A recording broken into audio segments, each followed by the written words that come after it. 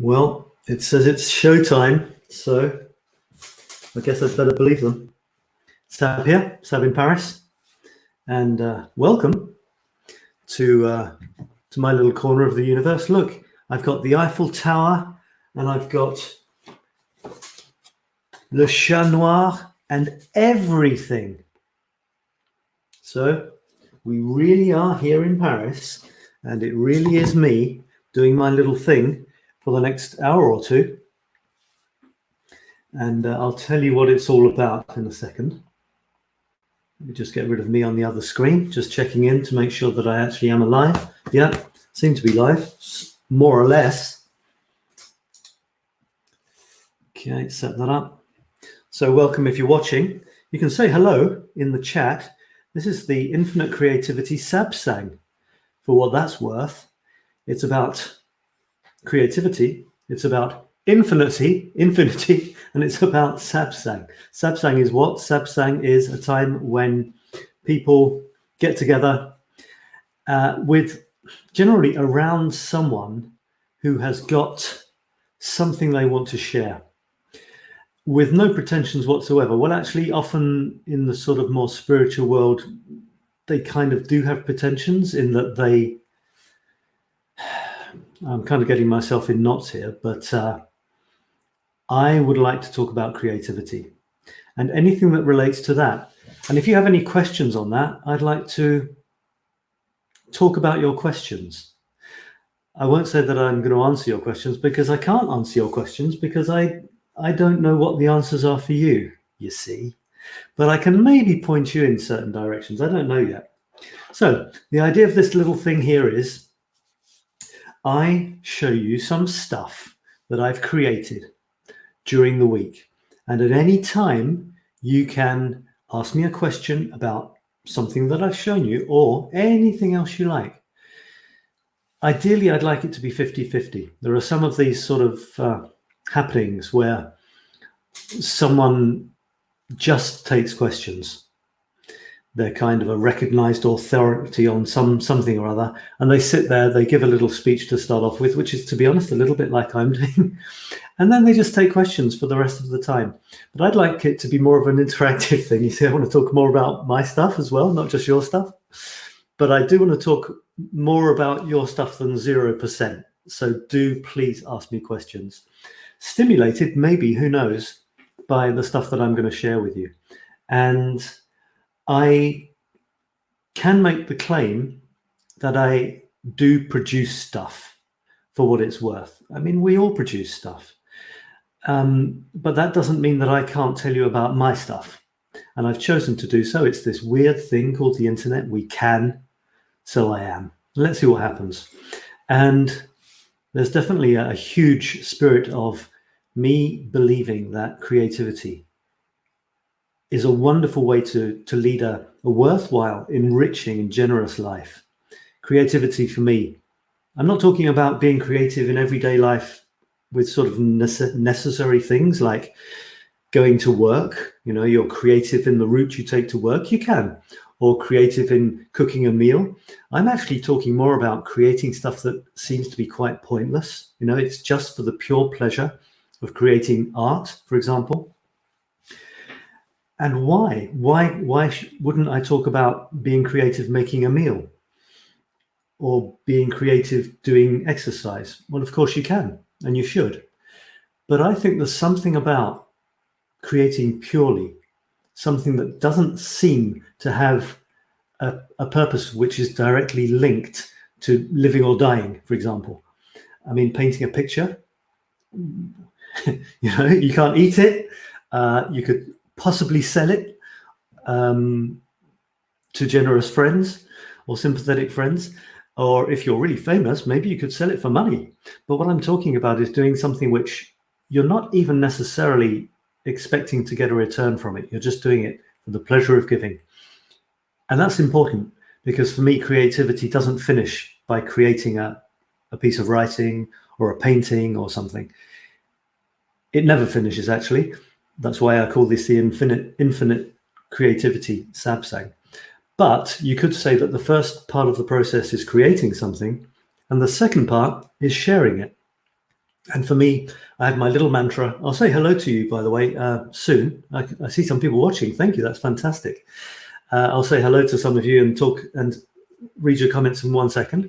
I just want to finish by something I'll probably say every week or at some point or other. And that is my little kind of belief of how creativity fits into the big scheme of things.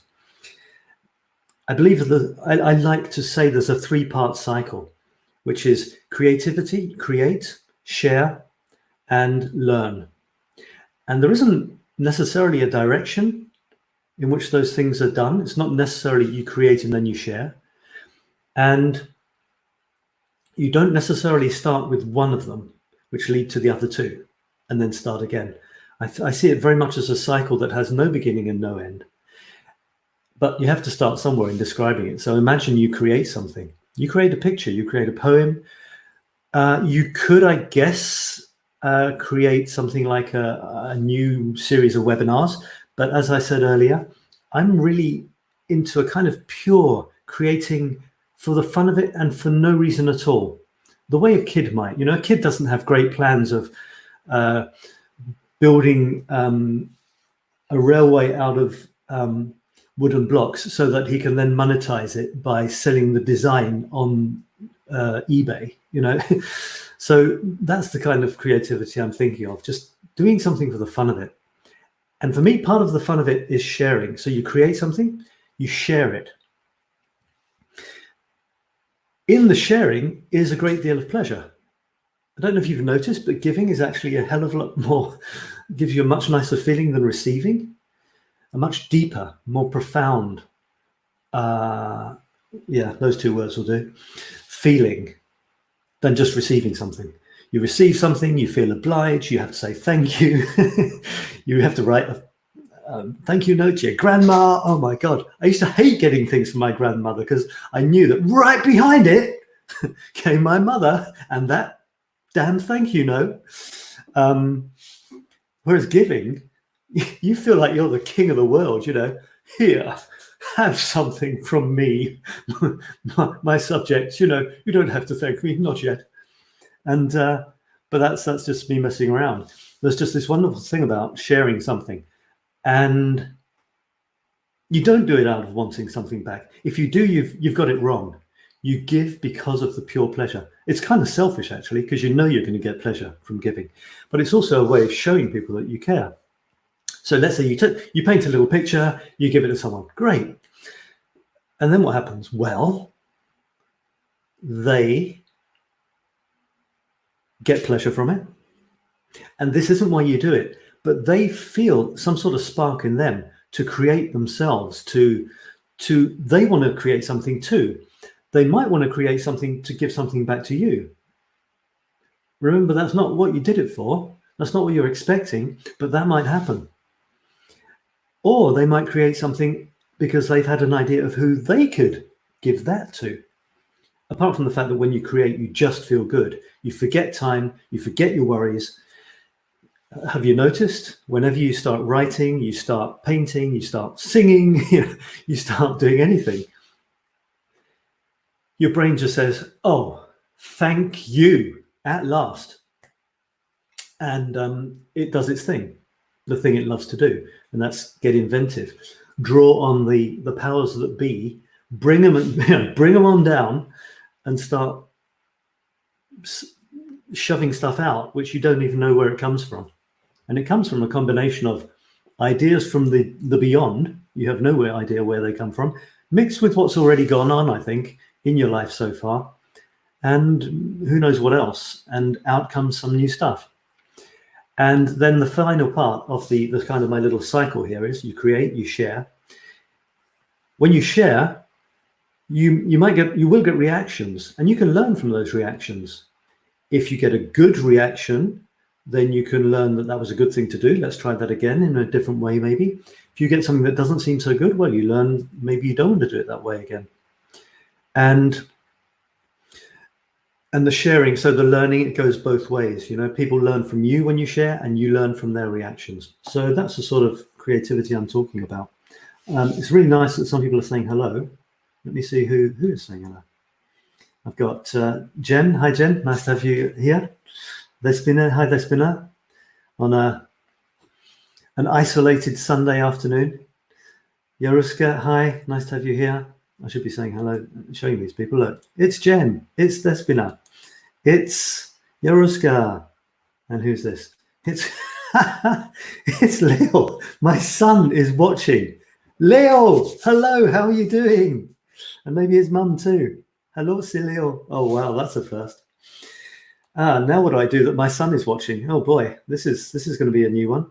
Alice is watching. Hi, Alice. How are you doing? Hope you're doing okay. I've got Heidi. Heidi Baker's watching. Hello, Heidi. Where are you? I think you're probably in the States, but I might be wrong. So true, you say. You know what? I've just talked for 10 minutes and you said so true to everything. You agree with everything? Wow, you can carry on being my friend. If you do, I've got Leo saying hello again. If you do have a comment on something that I've said, then there's a time lag on these things. So maybe you could just refer to what you're referring to. That would be helpful. But I mean, you know, I do love people agreeing with me. That's definitely a good thing to do. And Leo says, hi, Sab, I am Leo. Leo, how are you doing, my favorite son? Okay, so the thing is, I'm going to share some stuff with you that I've done during the week with the aim of inspiring, just sharing, because I like it when people share with me as well. It's a two-way process. And above all, I want your questions. I would like questions on the creative process, the productive process, the anything curious about life. I mean, life is a funny old thing, isn't it? So I do like to take a rather irreverent approach. I just added a kind of speech explosion to my little picture that I did to promote this about 5 minutes before I went on, online. That's how organized I am. Saying, and now we've added irreverence. Well, I've always had irreverence, but I thought I would put it up there because I find a lot of these sort of people talking like me are a little bit, I don't know, don't criticize, but I'd like to see more humor, a little bit less, less seriousness.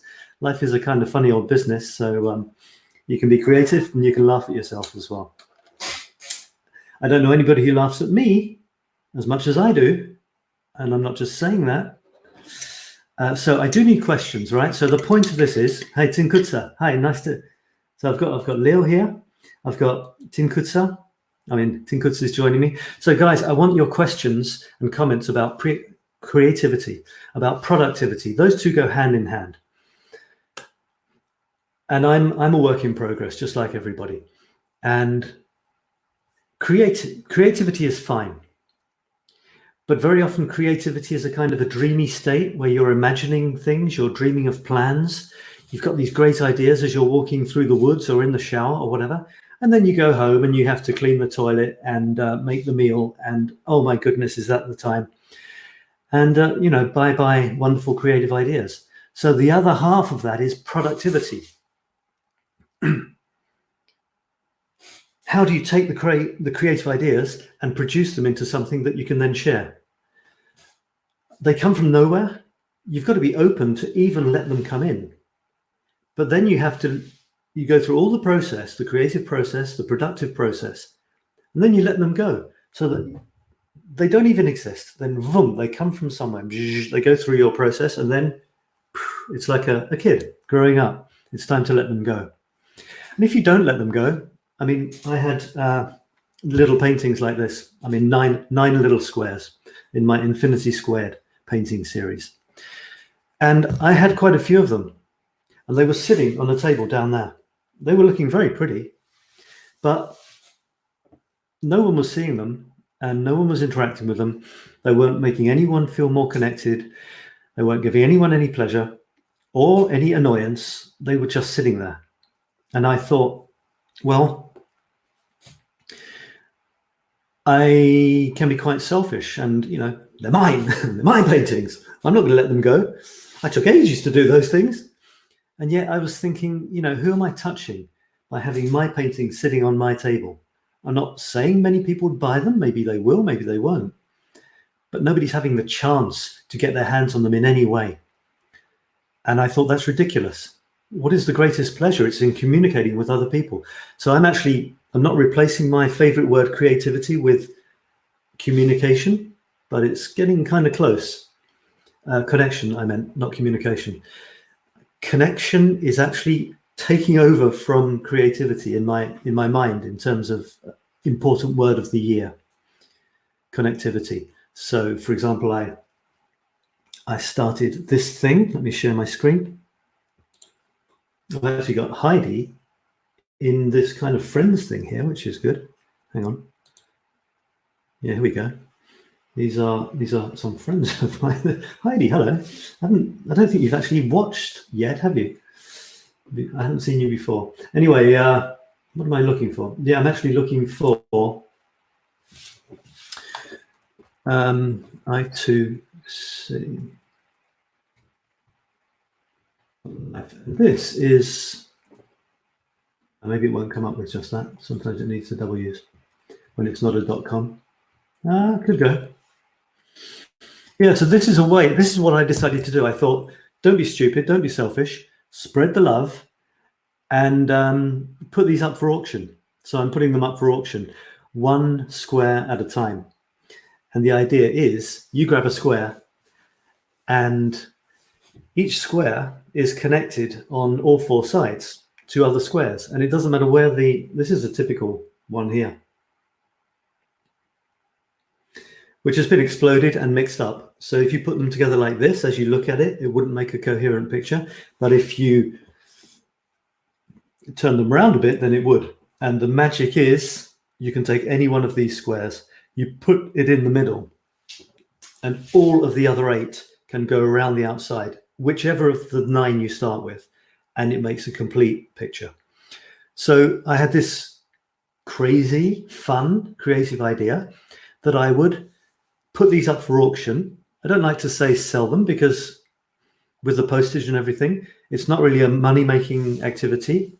And with the time and effort to paint them and pay for the materials and everything, I will absolutely not make any money. But it's a wonderful way to connect people. So I know that someone here, I won't say actually, just in case it's something that people don't want to have broadcast, someone watching here has, maybe 2, have adopted a couple of these. You don't know which one you're going to get. It's a surprise. It's the mystery of the universe. You go for a walk, you don't know what idea is going to come to you. How can you? So you don't know which square you will get. And of course you don't know who will have the squares which are attached to the sides. And one of the fun ideas is I will give you the email addresses of 2 of the people attached to these sides. And that's it. And you can contact them. You should contact them just to say hello, maybe to give something, give a smile, give a friendly greeting, or maybe give some help. I don't know. And the other 2 sides, there will be 2 people who have squares which go on the other 2 sides, and they will have your email address. So they are supposed to contact you. That's part of the fun, you see. And I'm dreaming up games where you can try to complete your painting virtually online with the 8 other people who have squares in the same one. Sorry, 𝗏𝗪𝗏. I've got she's got a question. That's great. I've got a question. My first question. I've had someone agreeing with me, and now I've got a question. This is really looking good. And I'm also going to send out postcards with the people who adopt a square. I'm going to send out 3 postcards is my idea. 3 postcards with 3 different infinity squared paintings, like with 9 on them, 9 squares. So you can cut it up. So even though you've just adopted 1 square, you will actually get 3 complete paintings on 3 postcards, which you can then cut up and you can play the game. You can play the fun jigsaw game. Yeah, jigsaw's been a big word in my vocabulary recently. It reminds me of a joke, especially about people who are stuck at home these days. Hey, I've just finished my first jigsaw. I'm really happy. It only took me 6 months, but it said 2 to 3 years on the box. Let's have a look at... So 𝗏𝗏𝗏𝗏 says, how do you decide an idea is worth pursuing? Have you asked this question before? Because if you have, I don't think I was able to answer it last time either. Well, how do you know anything? How do you decide an idea is worth pursuing? How on earth can you? You could say you just decide to do it or not do it. You could have a big decision-making process, I guess. You could do the pros and cons. You could have one column for everything that would be great about doing it, another column for everything that would be bad or the difficulties, and then you could weigh them up and stuff. But you know what they say about decisions? They say that you either make the decision and then do all sorts of logical, serious, unsmiley stuff to justify the decision that you took after about 3 milliseconds anyway. Or you don't decide quite yet. You do all the serious stuff. Yes, well, this would be good. And yeah, but then again, yeah, all right. And then you just decide on the spur of the moment anyway. So I'm not a big fan of major decision-making processes. I guess in business, possibly it could be possibly useful, although I think a lot of it is about covering backsides. You know, we did the due diligence, blah, blah, blah. But I think all decisions are emotional decisions. And I don't think you're saying that they're not. But, I mean, if it feels right, do it. And also, if you don't do it, how will you know what's going to happen? Because if you decide not to do something, well, it doesn't mean it wouldn't have been good to do it. You just don't know, do you? So I wouldn't say, how do you decide an idea is worth pursuing? It's not, I don't know, you're not really deciding that it's worth it. You're deciding if you're going to do it or not. And how you make that decision is very, very difficult to say. It's very difficult to say that we actually make decisions, or that we are aware of making them, or that we consciously make them. Because you could say that the first thing you are consciously aware of in a decision-making situation is that a decision has been taken. A choice seems to come to you. But can you honestly say that? I mean, at some point you decide, but what made you decide? It's beyond comprehension. It's too far away. It's too, out there. So, it's intuition. Go with the feeling and see what happens. And besides, if you don't try, you won't know. So there's a certain practicality in just, if it sounds interesting, you've got a bit of time, do it and see what happens. And if you don't like it, stop. Whoa, says Leo. Whoa, woe to you, Leo. How are you doing? Tim Kutzer says, sometimes I feel excited about one idea, but I know another idea might be more in line with my goals. Want to talk about goals, huh? So are your goals not making you excited then? Or they're not as excited as this new idea? What purpose are the goals serving?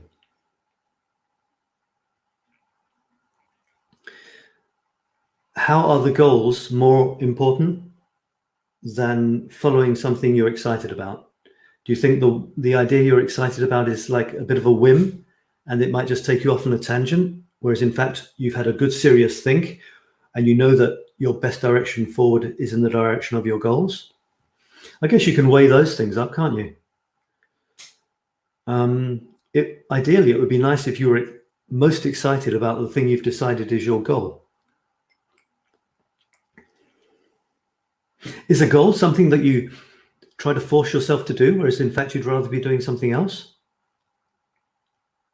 Because in the ideal world, wouldn't it be great if you didn't have any goals because you were just doing what you really want to do every day, and you don't have any goals? And what is a goal anyway? I mean, do goals really exist in any other time than the present? Does anything exist in any other time than now? Because a goal, you think a goal is in the future. No, it isn't. It's now, isn't it? I've got a goal. I'm telling you that right now, I have decided that I have a thing called a goal. but it doesn't really exist. The future, it's difficult to really put your finger on the future, isn't it? Until it gets here. And then it's not the future anymore, it's the present. So it all comes back to now. You might say you've got a goal, but what does that mean? Does it mean you want to be more disciplined about doing certain things today? Because that's the only thing you can do, isn't it? Possibly to change your future present moments, okay? But I would work towards, I've changed my way of looking at goals quite radically over the last few years. I used to buy all those programs, the goal setting, and it's all quite serious. You set out, there's a classic goal setting process. You break it up, you decide what you have to do each day, that sort of thing. And of course, you have to be motivated. It has to be something you really want. You can have life goals, or you can have monthly goals, weekly goals, and all the rest of it. Long-term goals, medium-term goals, short-term goals. The way I look at goals, well, what was your question again? I feel excited about one idea, but I know another idea might be more in line with my goals. Yeah, well, if you've worked on goals and you've decided that that's somewhere you want to go, then don't just throw the goals out of the window. That would be probably silly. Do you have time to try the other thing? If you're just constantly trying new things and never continuing long enough, there's a huge satisfaction to be got from getting really good at something, even if it's a random thing. I always use Roger Federer as an example, or any tennis player, or any sports person, or anyone who has spent a lot of time getting really good at anything. It's so random. It's such a tiny, tiny part of life. Whacking a ball with a piece of wood for a huge amount of your life. When I look at it like that, I really don't envy Roger Federer, but there's a huge satisfaction to be got from doing something well, and from getting reactions as well. And you get better reactions when you're producing stuff that is really good in its little domain. So yeah, so I would it still comes down to, are you enjoying what you're doing now? And it's never too early to ask yourself that question. Are you enjoying what you're doing right now? And I mean now, not tomorrow now, or on Monday, which is a good time to start things. No, right now. Because if you're not, hello, this is your life. This is how you're spending it. And why isn't it how you want to spend it? Why aren't you enjoying it right now? Why aren't you enjoying listening to me? I mean, theoretically you are, or you wouldn't be. But you're not thinking you should be doing something else, are you?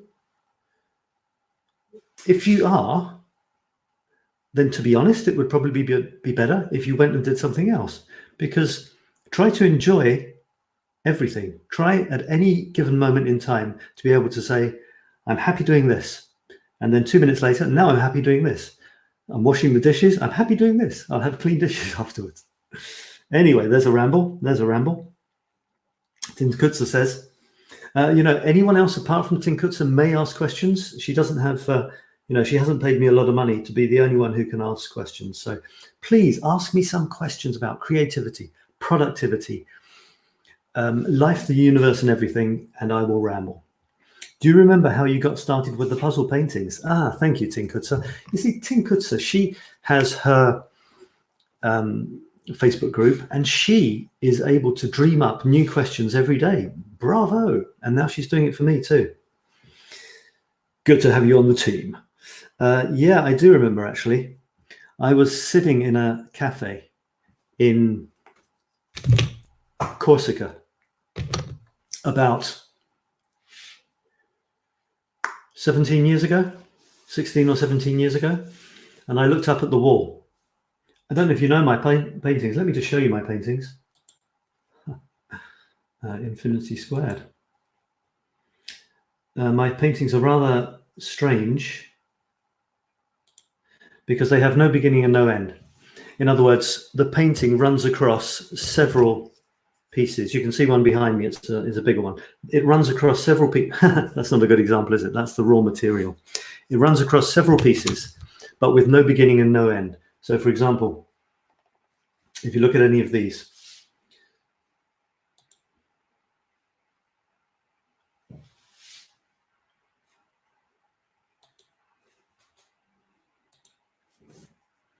This is a panel with 9 photographs, and each photograph shows a different aspect of one of my infinity square paintings. Every single one of those 9 panels is the same painting. So the most interesting is probably if you look at the top left and the bottom right. It looks quite, I had to look at it then, I had to look to check. It looks like quite a different painting. It's literally the same pieces of thing arranged differently.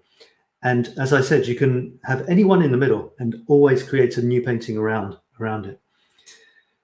And I was in a cafe and I looked up at the wall, and someone had done a painting. I think it was across 2 or 3 panels, but they were kind of arranged like this. You know, one was like that, and the other one was like that, and then another one like that or something. And I saw that it ran across the 3 panels, and I thought, oh, that's cool. And then I was on the train home. It was a holiday, on the train home, and I started playing around with little pieces of paper. And I can't actually give you the secret, but I discovered a way of making it such that there's no beginning and no end. So for example, if you take, I'm trying to find an example here. Yeah, okay. If you take this painting, the column on the left, these 3 here on the left, if you take this column on the left and you move it to the right, the painting will link up perfectly. There's absolutely no break in any of the designs, any of the text. You see the orange and yellow thing here carries on here. This orange bit here at the bottom left carries on in that orange bit on, but also the bit in the middle, the pattern in the middle. And if you take the top row, the top 3, and you move them down to the bottom here, I don't know if you can see, but the pattern continues perfectly. You see this thing here in the top right, that thing there, carrying on there, boop, carries on there, bottom right. And this line here, top left, carries on, bottom right, comes up there, I think. Even though the color changes, that's because I changed the color where the break is. So that's my, yeah, I'm just wondering, it looks like it doesn't continue. I mean, they do continue. Sometimes it's not exactly, because I cut them myself with my hands, and this is the raw material, you see. And I had this idea and I thought, wow, that's really fun. And then I developed into a huge metaphor for life, the universe, and everything. If I go to the homepage on this site, you can see what I mean. What about you guys? Do you have any, what is your favorite way of being creative? And how do you feel when you're creative? I'm going to put maybe a little thing here, ask you questions. Okay, so can you tell me, please, in the chat on my Facebook page, what is your favorite way of being creative? And how does it make you feel when you're creating? So I would love to know that. And are you happy with how much you're creating? Would you like to be more creative? Do you have any hints of how to get in the flow, how to get in the, the flow, that's the word, isn't it? In the zone, no, that's the word. Get in the zone. What happens to you when you're writing or painting or creating a new course, whatever? What happens to you? Do you know what happens? Where do you have your best ideas? What is your best technique for getting in the zone? How do you find the time to get creative? How do you push yourself to start? I find a lot of people who try to do things like writing books find it's fine once they've started. They forget it was difficult. But the most difficult part is starting the damn thing, just starting. How do you get over that? I'd love to know. This says a little bit about the idea. I call it a fascinating metaphor for life. Look, you see, you don't even have to arrange it in a square. You can have it, there's certain ways of moving the little squares that they still connect. You see that connects there, that connects there, that connects along there. Down here it still connects. So it's fun. A fascinating metaphor for life. An amusing and an intriguing puzzle. They come in stacks of 9 squares. They have no beginning and end. And here's a great thing. You complete the final painting. So my painting that I give to you, I don't know how it's going to end up for you because I give it to you as in an unarranged way. And you finish the painting. This is a bit like I was saying that creativity for me is half the story and sharing is the second half. You finish the painting and I don't know what configuration you're going to put it in, which I think is a nice thing. The painting is like a bridge between you and me. And I also see it as a kind of metaphor for life because it's like a coherent whole. But if you don't like the way it's arranged, well, you can split it up and arrange it differently. And I like to see that as what you could do with your life as well. If there are certain parts of your life you're not too impressed with, well, you could mix it up. You know, you could do less of that and more of this and such like. Yes, I'm saying it's full of colors and symbols. You can create a new picture every day. Challenge your friends and colleagues. You know, it's really fun because people don't realize that every single side can link up. So if you give it to someone, even a grown-up, and they say, here you go, a 9-piece puzzle, try and put it together. Let's see how long it takes. And they say 9 pieces. And then they can't do it because they keep seeing that, yeah, but that could go there, but that could, yeah, So that's kind of fun. Anyway, that's enough about that. It's not supposed to be an advert for that, but I will talk about it if you encourage me to. And now we've got another comment. Fantastic. Who's this? Is it? That's Leo again. Oh, hang on. I'm missing comments because I've got a thing that doesn't chug up. Here we go. All right, that's 𝗬𝗏𝗙𝗂𝗧𝗧. 𝗬𝗏𝗙𝗧𝗧 says thank you. Alice says, I have to have time to be creative. Otherwise, life's to-dos take over. Or I am interested in so many things that I don't give enough time to any one. Is that something that other people experience? I wouldn't call it problems. I was going to say I've had huge problems. That's not a nice way to look at life, is it? For a lot of my life, I've spent having a new idea, following it, often with great deal of enthusiasm to start off with. I'll produce a website, I'll do the first steps. And as soon as I get the idea that I can do it, or that I've produced something that I've shown to other people, it's not even that I stop, it's that somehow another idea comes along and taps me on the shoulder, and off I go in another direction. So Alice, I'm interested in so many things, she says, that I don't give enough time to anyone. Yeah. Well, I mean, we have limited time, I guess, and we have an infinite number of things we could do.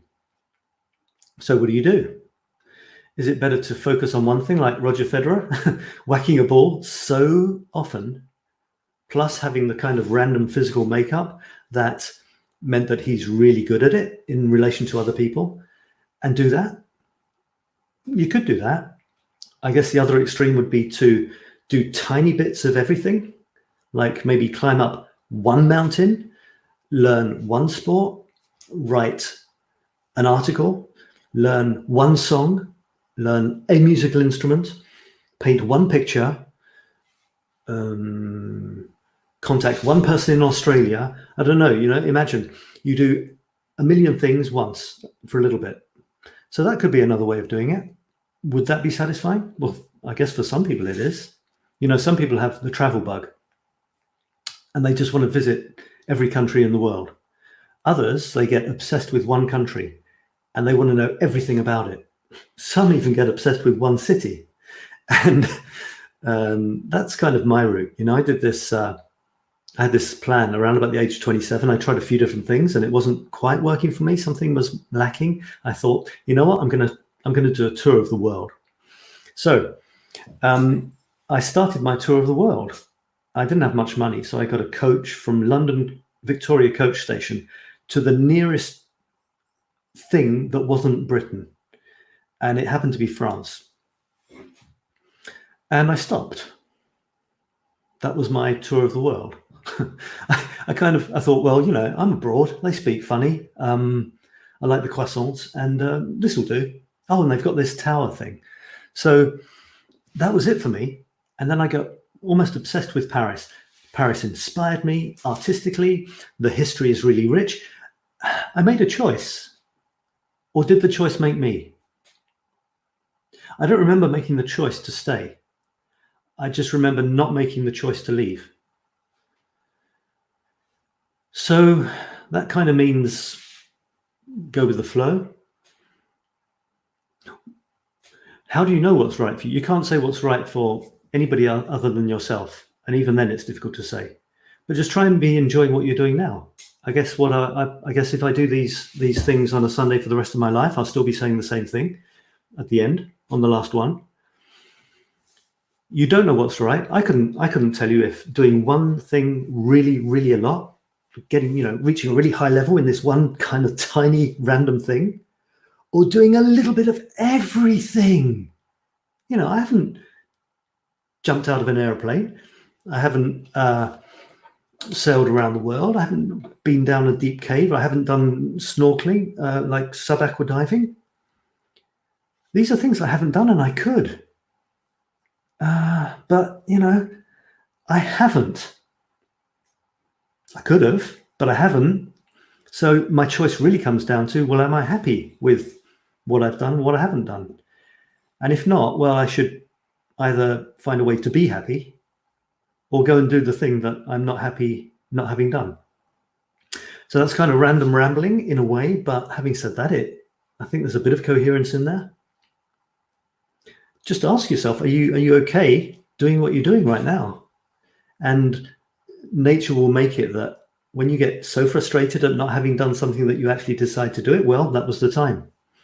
That was the time. Otherwise, enjoy.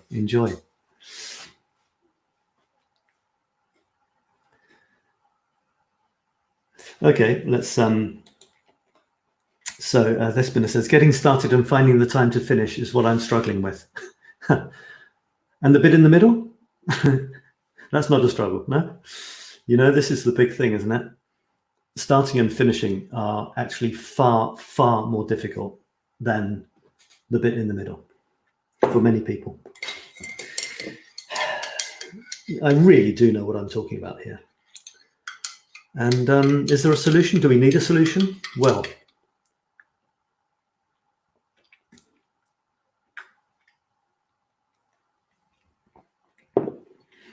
why do we start anything? Why do we want to finish anything? Why don't we just be happy with what we're doing every day and not worry about, is this the start of something else or is it the end of something else? Everything's artificial. Everything's made up. If you could think a book as a thing, is a book really a thing?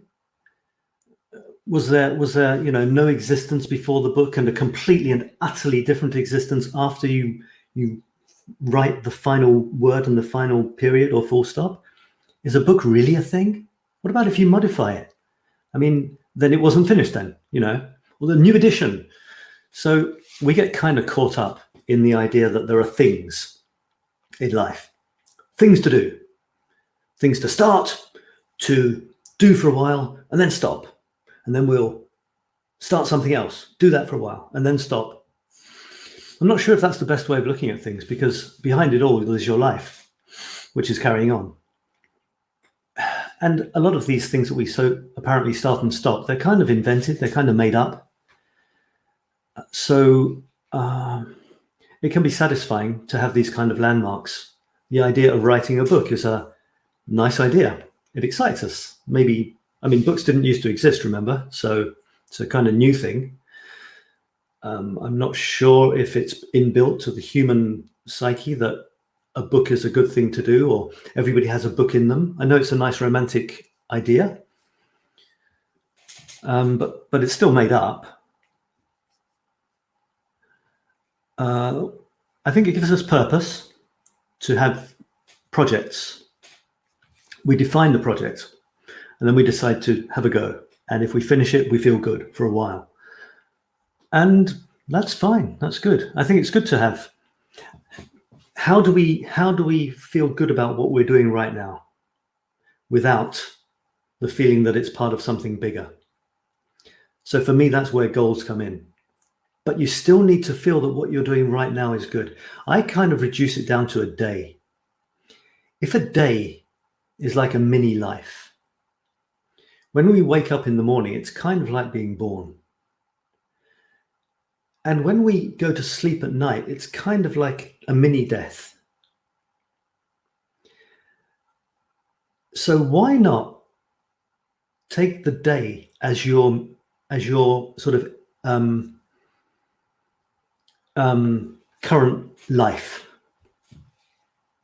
and judge, because then you can judge how you're doing very, very often. At the end of every day, you can say, have I had a good mini life? Am I pleased with what I did today? And to be honest, that could be enough. That's why I encourage people to have done something every day that they haven't done before, or that they started in the morning, they finished in the evening, and they can say, today was the day I did that. And they could even have a little list of cards, with the date. Today was the day I wrote a letter to my sister that I hadn't been in touch with for 10 years. Today was the day I did a little painting for my son. Today was the day I went to that museum that I've never been to before. So if you look at a day as a mini life, you can have almost major life-changing satisfaction every day. Because to be honest, you don't know if you're going to wake up tomorrow. And you didn't know that you were going to wake up this morning either. So I like the idea of celebrating a day as a life, as a mini life. It's very symbolic, and you know what? It's not that far from reality. Because what happens when you go to sleep? It's kind of difficult to say, isn't it? And where were you before you woke up? That's kind of difficult to say too. So that's a way I look at it. So getting started and finding the time to finish is what I'm struggling with. Yeah, me too. I struggle with getting started. The way I found, I tell you what I do every day. And it's as easy for me as brushing my teeth. And it's as difficult for me not to do as eating. If I haven't done it, I feel bad. And that is writing and publishing my photograph every day. How did I find that? Did I force myself to do it? Did I have a huge plan? Did it take me years until I was able to finally incorporate this habit into my life? No. It took me many years, but to realize something very simple. I started this current project, which started over 2 years ago. I started publishing a photograph with a text as a way of avoiding doing something else. I was putting off something else, a really good plan, my next big project. I was putting it off by taking my photographs, playing with my photographs, publishing them, and writing a text inspired by it. And I was doing it every day.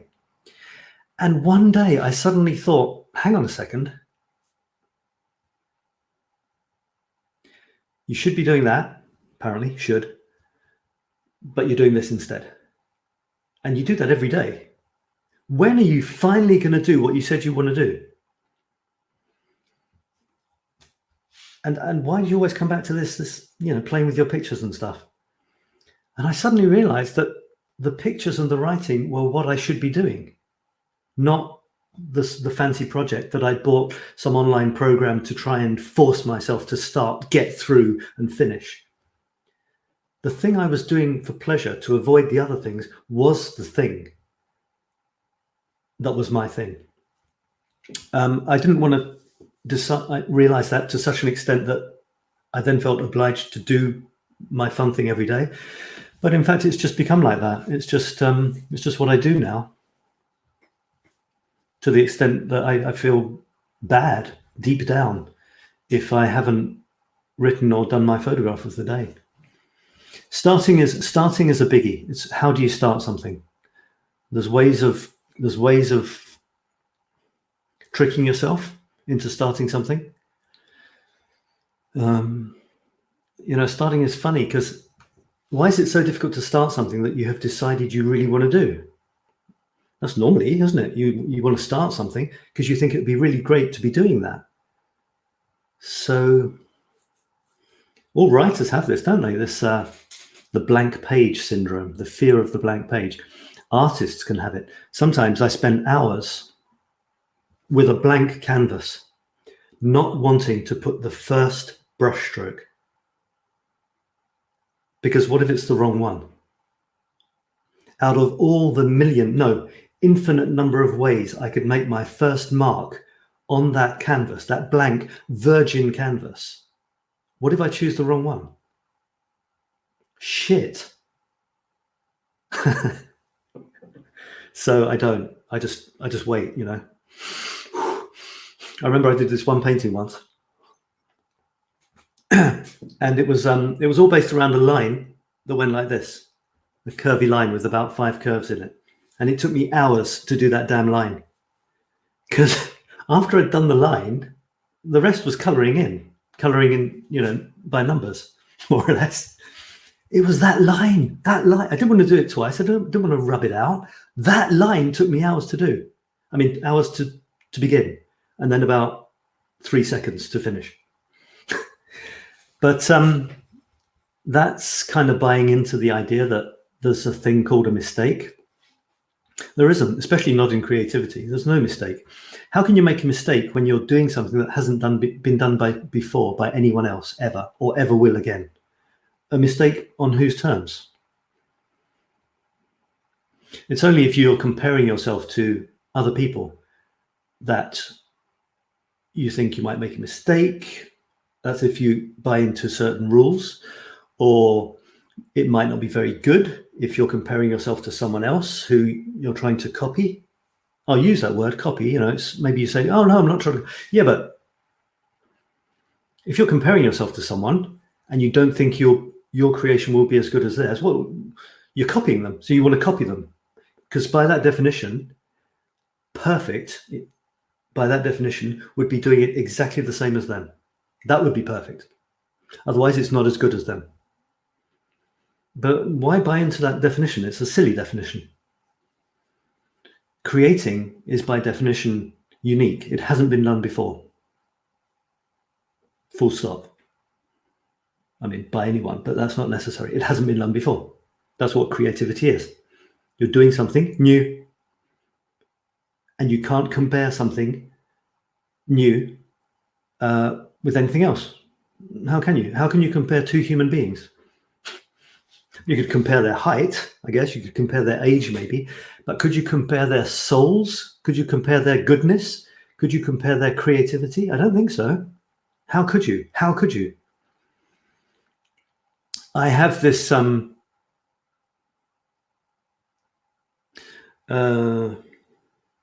was going to say this thing about comparing. I mean, comparing yourself with somebody else. It's not possible, and it's a waste of time, because sometimes people ask me how I created a specific image. And what they actually want to know is what app I used.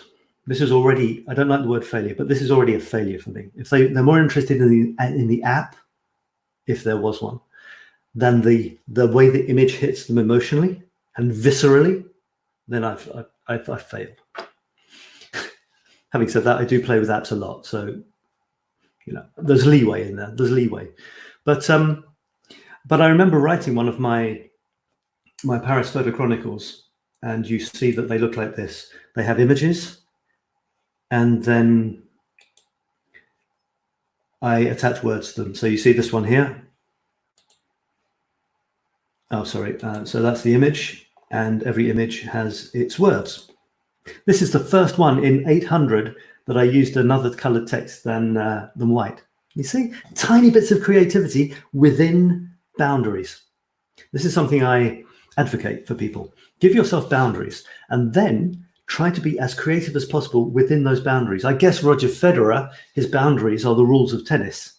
And within that, he can do all sorts of fancy stuff. But the ball still has to go in, in front of that line, not on the other side.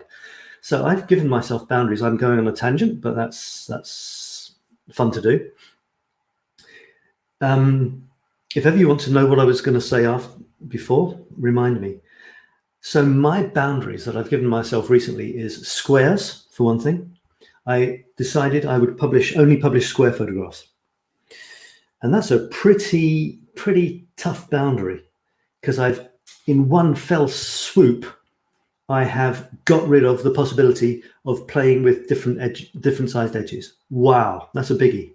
It's like an artist saying, I'm only going to paint in blue or pink, as Picasso kind of did. But I've found that my imagination and creativity have exploded, and I've forgotten that I have this boundary. It's not a boundary for me anymore. In fact, it's positive. It's given me a feeling that I've found something that is right for me. I'm the square photo guy in my mind. Also, it's all linked to Paris. So I'm the Paris square photo guy. As time went on, I realized that a lot of my photographs have kind of strong contrasts and strong colors. So slowly, I'm kind of realizing by looking at my own work, not by deciding to do it and then doing it, by doing it and then seeing what comes back to me. That's how I'm learning what I am as someone who takes photographs. By doing it and seeing what comes out. I don't know what's going to come out. So I do stuff. Then I look back like at someone looking at somebody else's work, and I think, so this guy, well, he likes squares. That's obvious. And well, he often uses a lot of strong colors and angles. He's a fan of angles. He has varied subject matter, but it all seems to be linked to sort of Paris. There's a lot of humans in there living their lives. There's some irony there. There's some the darker side of the city as well as the brighter side, etc., etc. But I'm only finding this as an observer, having produced stuff. When I'm producing, I'm not following rules. I'm doing stuff. And then it comes back. And this is what I advise you to do. Do something, do something, do something. Be in action. Try it. Because otherwise you won't know what's going to happen. So 𝗪𝗏, it might be tough starting, but if you're not, don't, what's the word, beat yourself up about it. If you don't want to start, well, you don't want to start. Go and do something else and don't worry about it. It's kind of a waste of time to think, oh my God, I really must start that. I really must start it. Oh God. What's the point? Go and do something else. When you're ready to start, you'll start. And if you're not ready to start, go and do something else. I say this to myself sometimes, stop whinging about it, start or don't start, with maybe a swear word in there as well, And this is, so coming back to what I was going to say, and that is that someone asked me once, how did you do that photograph? And they really wanted to know an app, the name of an app, as if an app, you buy the app and you get a photograph like that. So I wrote one of my Paris things, and it was one which absolutely covered the entire photograph, like this, but even more so. And it said, sure, you want to know how I produced that? Sure, I'll tell you. And I then detailed my life from birth to the present day, including the major events, the ups and downs, the difficulties, the successes, and so on. And I finished by saying, and then you press the shutter button. I don't even know if I mentioned the name of an app, but the point was, you don't take photographs like anyone else. You don't do anything creatively like anyone else. Even if you seem to be doing the same thing as someone else, you're not. You're doing it with a life of experience behind you. You're doing it thinking of something that no one else is thinking of. You're putting in a certain amount of love. Here's an example. This little thing here, you see. This is called 𝗪𝗏 Rainbow. She's called 𝗪𝗏 Rainbow. And she has all the colors of the rainbow. Okay, blue, purple. This is actually orange. It looks red, but it's orange, yellow, green. Green. I was thinking, oh, that's a shame. There's no red. Then I looked under the ears and, the red is under the ears. You see, that's orange. I'm doing this backward. And then she's got a rainbow thing here and and this is the sort of thing. Oh, wait. This is, and then there's rainbow buttons. See those rainbow buttons? It's amazing. Jackie sewed them on by hand. Every single one is different. They're all hearts as well. You can see this sort of stuff in any craft fair. You know, any afternoon tea circle would produce this sort of thing. It's a stuffed animal, but it's utterly unique. This is utterly unique. It's not just unique because it's, you know, one like this hasn't been done before, which is true. It was done for me. But it's unique because, well, I said it's to promote awareness of Huntington's disease from Jackie in the UK, in Yorkshire. I went to the university in Yorkshire for 3 years, so I know some of the names of the places she talks about. She comments on my photographs and my creations. I asked her if by any chance she could produce one of these for me, because she does it for anyone around the world who would like to help promote awareness. She doesn't want money for them. I guess you can contribute, but that's not the point. I said, would there be any chance? I said it jokingly. Oh, could I have a rainbow one? Because she knows I like rainbows. And she did this one for me, you know, for me. So she sat at home or wherever, probably thinking about her brother and several members of her family who have died from a horrible disease, doing this for me. So this isn't the same as anything else that exists. And neither is what you produce. Don't think it is.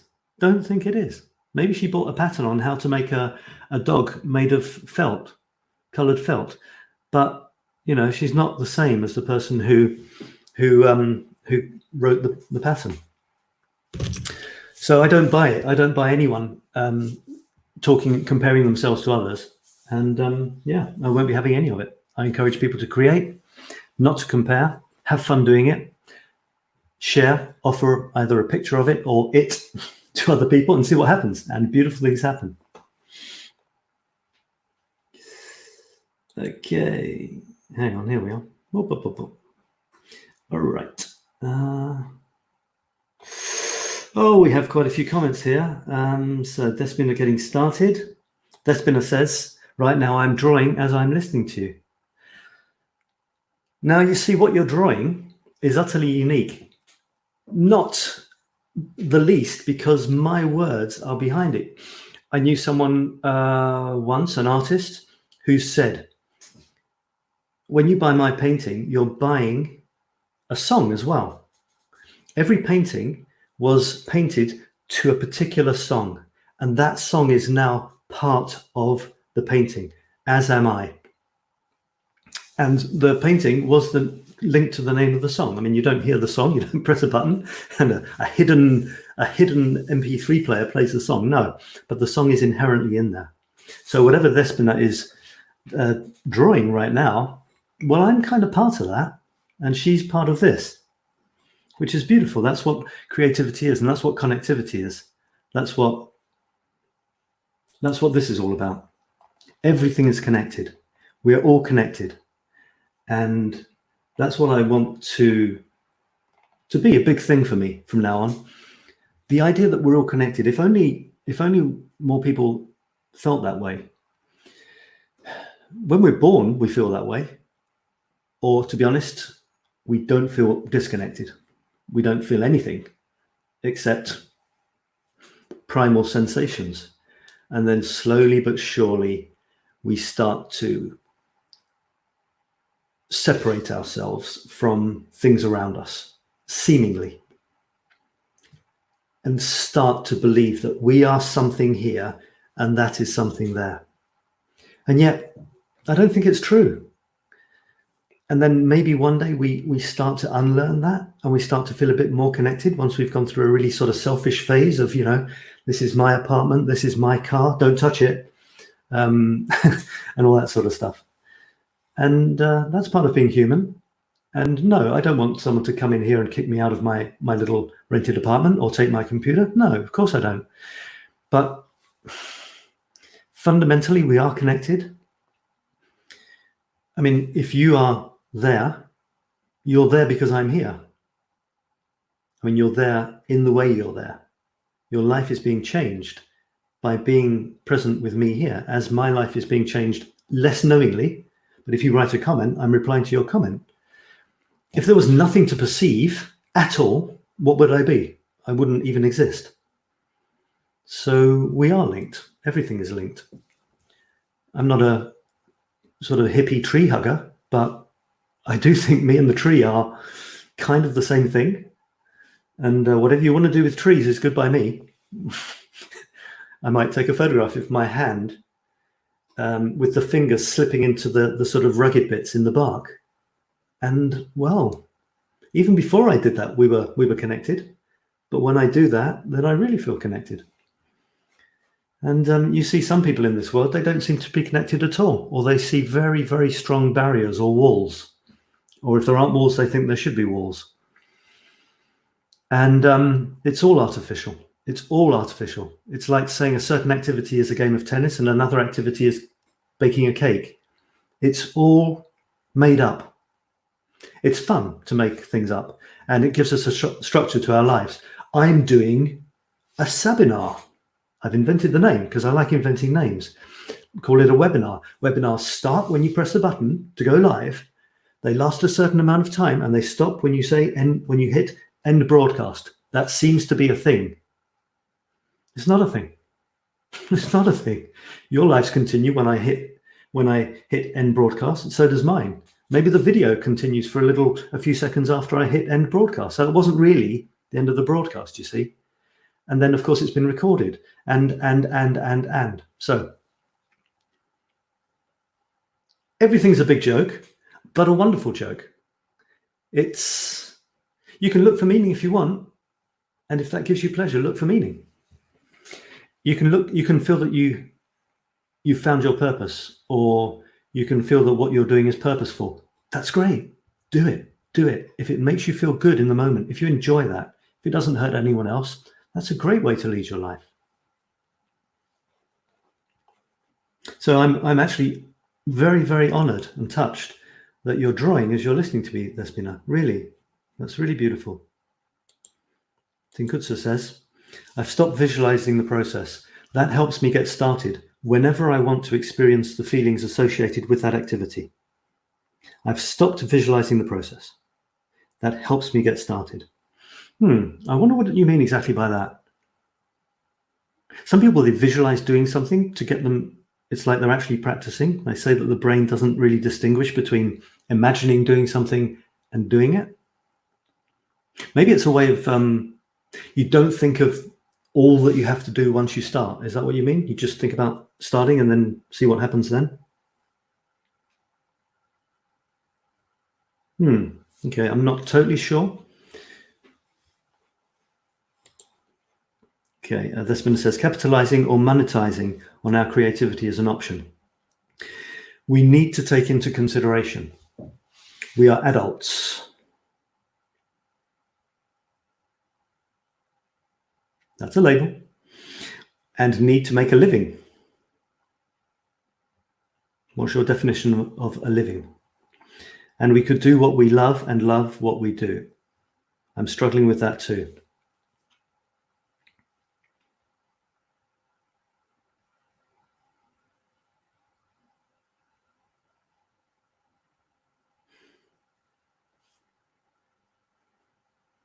Yeah, there's quite a few things in there. Capitalizing or monetizing on our creativity is an option we need to take into consideration. Yeah, it's kind of tricky, isn't it? It's all very well to sit here and say, enjoy every present moment, but plenty of those present moments don't seem so great. It's not about having deep joy and laughing every present moment. It's about being okay with the fact that it is the present, I think. And the flip side of that is not spending many of your present moments, worrying about the future, which isn't really here yet, or regretting the past. You can enjoy memories of the past, but you're still enjoying them in the present moment, aren't you? If you look through old photographs, There might be a bit of nostalgia. You might regret moments from the past because they're not the present moments. But your present moments are looking nostalgically at photographs, which is a nice thing to do, hopefully. And if it isn't, well, maybe don't do it. Do something a bit happier if it makes you sad. Or maybe you want to spend some present moments remembering past moments with someone else. That can be a nice thing to do. But it's still your present moments, isn't it? And if you're worrying about the future, well, you're spending your present moments. This isn't really on the question, is it? Yeah. So yeah, I mean, this thing about how can you make your job a pleasure, for example? It's kind of privileged, isn't it? And sometimes you don't really get there to be able to enjoy what you do to make a living. Or maybe you need to downgrade what your idea of a happy life is, or a good living is. We get kind of stuck, don't we? With big houses and nice cars and giant TVs and things, and we think that's the norm. And that's actually kind of maybe a time. I mean, I wouldn't do anything. I would never want to trade in my smartphone. But I would like to think that my life would not be finished to all intents and purposes if one day I didn't have a smartphone. Because there must be more to life than that.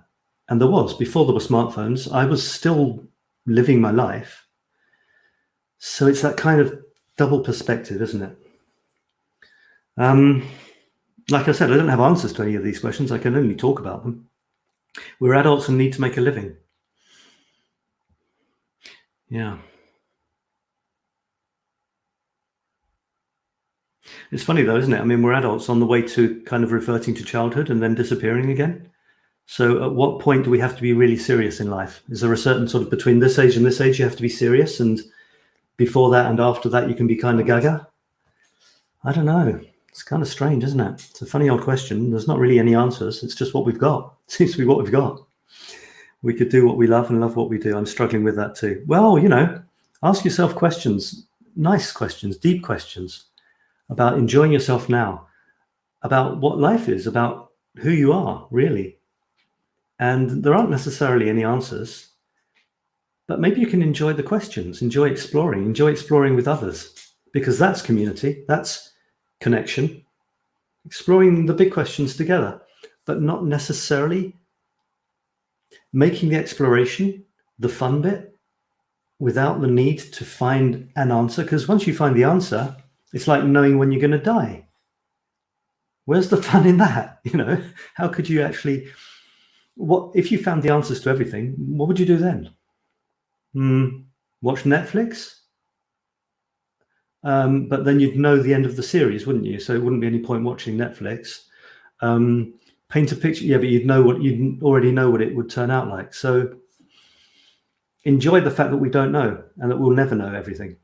We don't have a choice anyway, do we? So find something that you enjoy doing now and do it. Ta-da! That's it. That's the answer. I found the answer. Great. Oof, took a while, but the middle is good. Despina says the middle is good. The middle of what? Maybe the middle's now, is it? I hope now is good. Does cutting my daughter's hair count as creativity? I enjoyed it. And frankly, it is great. I didn't know I had it. Do you think it counts as creativity? Did you do it in an interesting way? And if you did, how long did she yell at you for afterwards? You enjoyed it. Well, that's good. That's one of my criteria for having a good life, enjoying doing things. Frankly, it was great. I still want to know what she thought of the process. We like doing new things, don't we? Which is actually very closely linked to creativity. So, I can't tell you what creativity is for you, but if you enjoyed it, why there's no need to look any further, is there? Tinkutsa says, to get started, I set an alarm for a particular time if I tend to forget. If I think about doing something but I'm not in the mood, or I create excuses, I use the 5-second rule. Count backwards slowly from 5 to 1 and just start.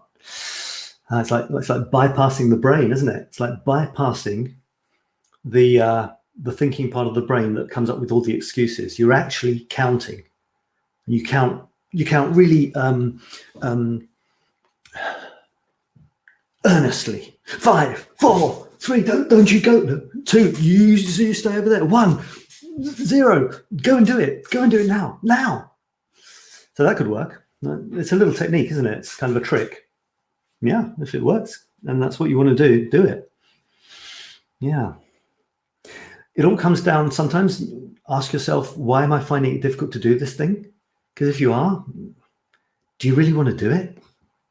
I don't know, maybe there's some things in life you really have to do to keep your life, to make your life okay. Okay, right. Well, oh, Leo's saying he's have to go now, but I have to go now. Leo, so nice of you. I'll talk to you later, okay? If you're still there. First time I had Leo listening. I know sometimes it works. Sometimes I just forget to count. Yeah. You know, all these techniques and stuff. I kind of, I take them with a pinch of salt, all these techniques. Because, you know, beyond all the techniques, there's something else, I think. I mean, what is the definition of a technique? Isn't it just it's to achieve a certain thing, either a certain result or a certain feeling? So the feeling is beyond the technique. And it seems that there's a lot of people have a lot of different techniques which kind of promise the same final result. So I'm kind of getting a bit cynical as far as techniques are concerned. I either give them a bit of a wide berth or say to people, you know, if you enjoy that technique, then then you're enjoying your present moment. So great, carry on doing that. But I'm very, very wary of the techniques becoming the thing in themselves. We've creatively invented lots of lovely ways of, I don't know, helping people to talk about things. For example, it could be cards, colorful cards with nice pictures on them. It could be stones. It could be very, very specific, clear questions asked in a very open, non-judgmental way. It could be getting someone to close their eyes and imagine a scenario. But these are all techniques. They're things that we've invented. Some people believe that they're not just techniques. They're either the best technique, or they're deeper than just a technique. It's more than that, you know. And they can believe that if they want. But I would ask, are they sure? What are they trying to get at beyond the technique? They're trying to get at some sort of feeling of peace, some feeling of meaning, happiness, maybe. So techniques can be very helpful. I'm not even sure why I'm talking about technique. Yeah, the 5, 4, 3, 2, 1. It's a technique to do something up, to get somewhere else. And any technique would suggest that you're not actually happy where you are right now. If you want to get anywhere other than where you are right now, that means you're not 100% happy with where you are right now at any given point. Otherwise, you wouldn't be wanting to change anything. Life changes, circumstances change, people come and go. So it's not that you can sit there just being happy for the rest of your days. You know, I get that, but having said that, I think a lot of people take that far too far and really are far less happy than they could be in the present moment without, you know, I mean, if you're doing a technique, or you've decided that a certain person's going to be your guru or your teacher or whatever, you may think that it's because their technique or their method or personality will take you to the next level, the place you want to be, the next step, you know. But I would suggest it's maybe that you just like the technique. It's fun to do, like playing a game, or you like the person. You like spending your present moments in that person's presence. And it hasn't got so much to do about future things. So that's just something to think about. All right, well, let me, how are we doing for time? I've been going for an hour and 20 minutes. That's not bad, is it? So, you don't have to stay around. You can go away, you can come back, you can catch the replay. There's really no need to do anything, to feel any obligation, to say anything or to not say anything. Just enjoy if you're here. And as people have gone off to do other things, most people, so I'm just gonna have a look at some of my photographs here. This was this week, and it was a particularly rich week for me. I kind of say that every week for some reason, because I've just found something that I love doing, taking photographs and writing, inspired by those photographs. So every week, in fact, I don't talk in weeks, I talk in chapters, and a chapter is 9. It's a game I play. I play with the number 9 because I like arranging things in 3x3. It's not good, it's not bad, it's not clever, it's not stupid, it's just a bit of fun. It seems to be fun for me, so I do it. And I don't compare myself, I try not to anyway. So this week was particularly rich. I always have a picture, every 10 pictures, I have a self-portrait. I call it creative disintegration. And it's a way of coming to terms with the fact that I'm getting older and that I'm mortal in a certain way. There may be a way in which I'm not mortal, that I'm immortal, for all I know. And in this form, I seem to be mortal, and this is a way of being creative as I disintegrate. That's why I call it creative disintegration. So I started doing this way before selfies were a thing. I realized that as I was wandering around, not always in the greatest of states, that I would be looking around for a subject, and I realized that I turn around and there I am. So I started including myself in photographs, and it became a creative endeavor. And now I do it, and I publish a self-portrait every 10 photographs, every 10 days. And the objective for me is to never publish a self-portrait which looks like any of my others. And I reckon I can do that until the end of my days. It's not that many. If we have infinite creativity, which I believe we do, and limitless possibilities, then a few hundred photographs of me in a city like Paris, with an imagination like mine, which is just the same as anyone else's, then I reckon I can do it. But it still pushes me. It's still fun. Still keeps the juices turning, So there we are. This is me. I was in a train station. It's a train station called Austerlitz, and it's near the Natural History Museum. They're doing works in the train station, and they put up these hoardings. And because they're creative folks, they cover the hoardings in sort of chalky drawings of the dinosaur skeletons, I think, that you can find in the museum next door. So I thought it would be quite fun to take a picture of me and this prehistoric monster getting intimate. And it's interesting because with the coronavirus that we're in the middle of now, it inspired a text, as quite a few of my texts at the moment are being inspired with a little bit of that. I might read a couple of these. Corona kisses are off the menu for now. So let's go virtual. The French had it right all along with their neck twisting, ear embracing, pigeon pecking, lip service, pursing salutations. Mwah, mwah. Must standardize my spelling on that one of these days.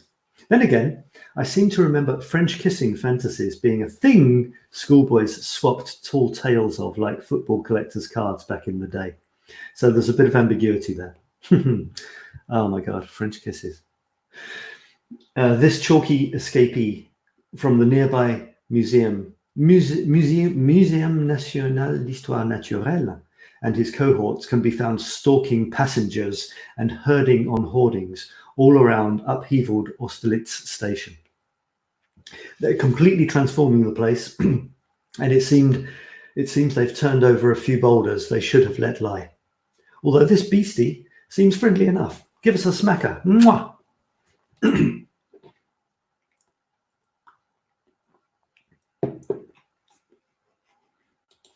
You and the robot dinosaur, what is it? Well, it's just it's chalk. I mean, I think it's actually printed, but it's a drawing done in chalk on a hoarding. This one I'm particularly happy with. I really like this photograph, and it was a reject of a photograph that was a grab shot. So it was, I was trying to get another shot of a little dog you might have seen elsewhere, a little dog with a big white collar, which makes him look like Elvis, and these black shades, literally. Just go back a couple of chapters and you'll find it on 𝗪𝗪𝗏.com. And I'll get rid of the thing asking for comments.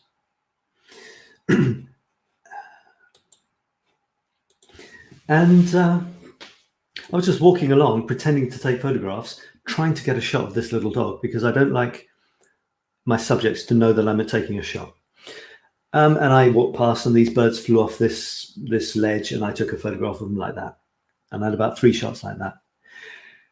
And they were rubbish, you know, they were crap. The birds were blurred, and it was just a load of nothing. And then later on, I was looking for a shot, and I thought, okay, well, I'll play with it. And I actually ended up with this shot, which I'm very, very happy with. Absolutely love looking at this. It really reminds me of the shots from Jonathan Livingston Seagull, if you know that book. And I think you should read it if you want a beautiful, deep, simple but deep story.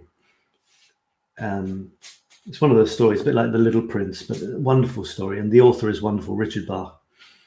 And so that's my shot. And it inspired a little poem, which I'll read. You know, I'm not here to be bashful. I'm just here to share. And it just doesn't matter what you think. I obviously hope you'll like some of the stuff, or that it'll inspire you to do things. If not, it doesn't matter either.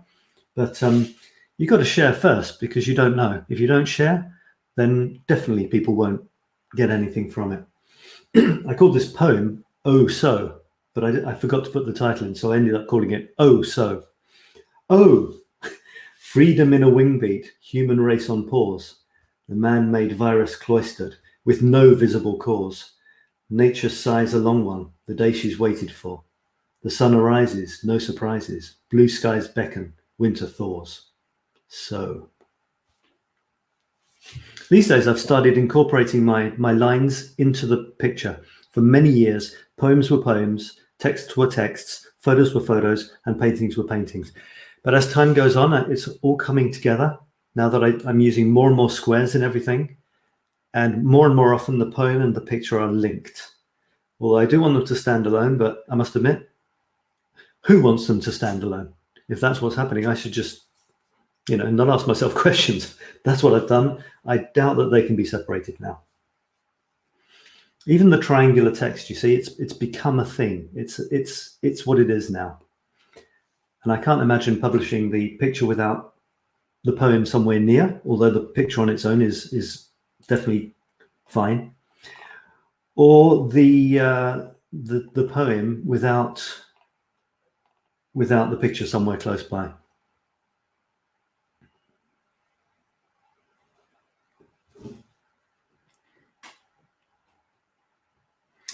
Okay. Despina says, "Oh, so the bear." Ah, the bear, yeah, osso, the bear in Latin, yeah. You know, I did live in Greece for a while. I'm not sure if Greek and Latin have any similarities, but I think it's Ursus. Urso is the name of a cartoon. Yeah, well, they talk about Ursula Minor or Ursula Major in the sky constellations, which isn't a thing. Sorry, astrologers. So Ursula Major and Ursula Minor are also known as the Great Bear and the Little Bear. I read the book when I was younger and I don't remember it. Yeah, Jonathan Livingston Seagull. It's a beautiful book. And the guy was very deep and very spiritual. And I remember very recently grabbing a book of his from the shelf that I hadn't read for decades, and it was called Illusions. And I read it and I thought, well, that's it. I don't need to read any more books. That's fine. All the answers are there. Don't need anything else. No more spiritual books, no more novels, no more personal development. You know, it was all there. In a way, it was. So Jonathan Livingston Seagull came before the book Illusions, and there's so many wonderful books, aren't there? I'm hoping to get back more to reading stories instead of just books about life, the universe, and everything, because they're all very well, but I don't know. You know, there's some of these groups I'm in about either personal development or spiritual stuff or such and such a way of looking at life, the universe, and everything. And you see these people in these groups, and they're vigorously debating the best way of applying these principles, you know, and helping people and incorporating it into your life and seeing the bigger picture and not worrying about things and realizing that thoughts are just like clouds floating by. And they have these big discussions about it. And I can never stop myself from thinking, you know what, guys, if you'd really got it, you wouldn't be in this group talking about it. You'd be out there leading your life. I'm not sure if that's true, but that's what comes to my mind. Why are we talking about it instead of just doing it? Well, the answer I've got to come to, if everything I've just said up until now will remain valid, is because it's fun. We like being in a Facebook group talking about this deep and meaningful set of principles. But a set of principles is just a method. It's a technique for trying to understand what we can never understand. But some people get hung up on the principles or the technique or the, you know, such and such an approach.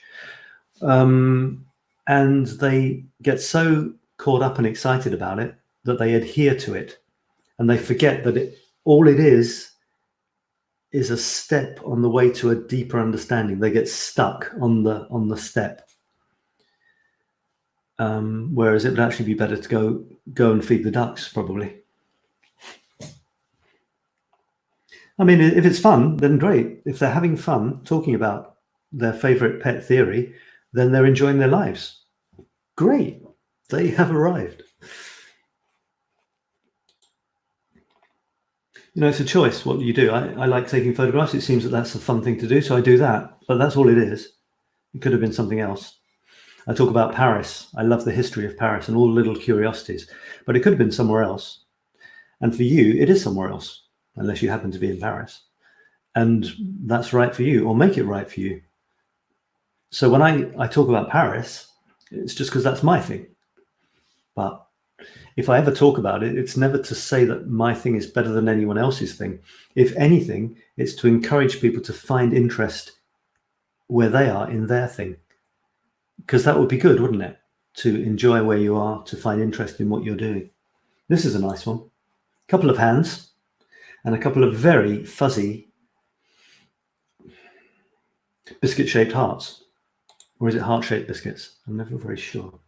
What did I write about that? This one, I think this one was also linked to the good old coronavirus, or maybe it was, you know, everything's being influenced by the fact that we have this virus and this lockdown and we're stuck inside a lot of the time. What makes us human? Connection. We need it, we crave it, we bleed it. Egoism isn't as bad as they say, and individualism can be great as long as we are selfishly pursuing plans to embrace the infinitely greater scheme of things and spread relentless love. In these times of isolation and incomprehension, how are we caringly connecting today? So that's what came out on that particular day. And this is quite an unusual one, because normally there has to be a kind of norm for the unusual ones to stand out. And this is quite unusual because, for one thing, the background isn't a dark background to the text, which it normally is. Secondly, it's not the normal shape, it's a heart shape. Thirdly, yeah, so it's a heart shape as well, and it's a different color, a bit of red in there, a dark red. And finally, I thought it would be fun to make the text leave the restriction of the darkened background as a symbolic way of showing connection. You know, leave where you're comfortable, go to reach someone else, reach out, and maybe if they're doing the same, you'll meet. I do like playing with symbolism and playing with words, playing with images. I took the little smiley. There's a particular smiley, you can hardly find it anywhere except in, I think when you you say how you're feeling in a Facebook post, and this little smiley comes up, and it's this 3 little tiny smileys linked together, and it comes under connection. I love it. It's my favorite. I only published incorporated one of those little thingies there above the word connection, but in fact, I've got versions with them all over the place. Really quite cool. I'm kind of a big kid, which is why when 𝗪𝗲𝗪, you said something about, we're adults. I automatically frown and go serious when I say that, we're adults. There's this ton of expectations and preconditions and, what that means to be an adult. It's about responsibility. It's about respecting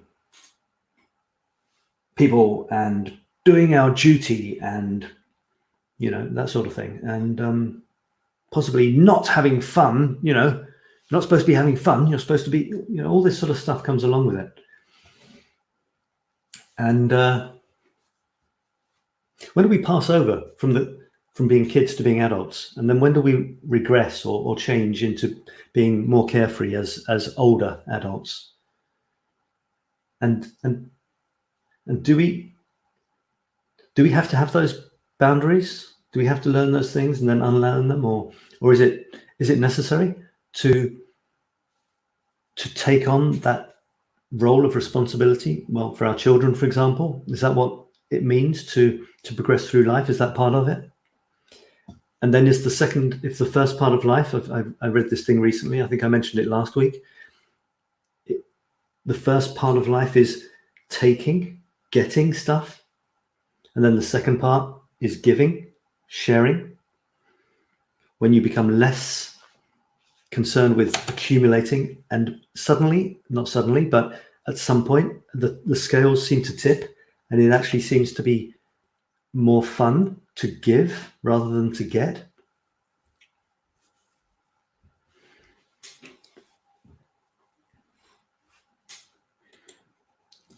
Such a great one.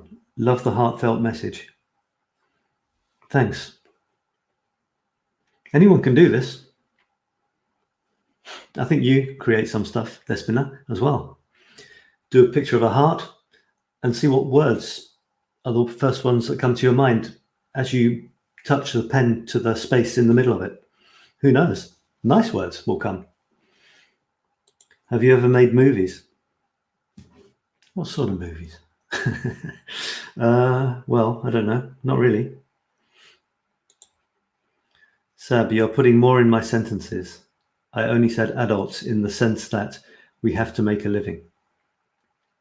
Yeah, I mean, I'm just saying words that come to me. I'm not saying that, it means anything, or that that's what you said. You said what you said. I say what I say. No need to read too much into it. The only thing is, if you get anything out of it, then great. Yeah, I mean, adults, it's for us to decide what that means. They're only words, aren't they? Be careful with words. They're a big part of what we think it means to be human, but beyond words, there's something deeper. Words are labels for things, and with labels for things, there are definitions of what that word means. And sometimes we never question them.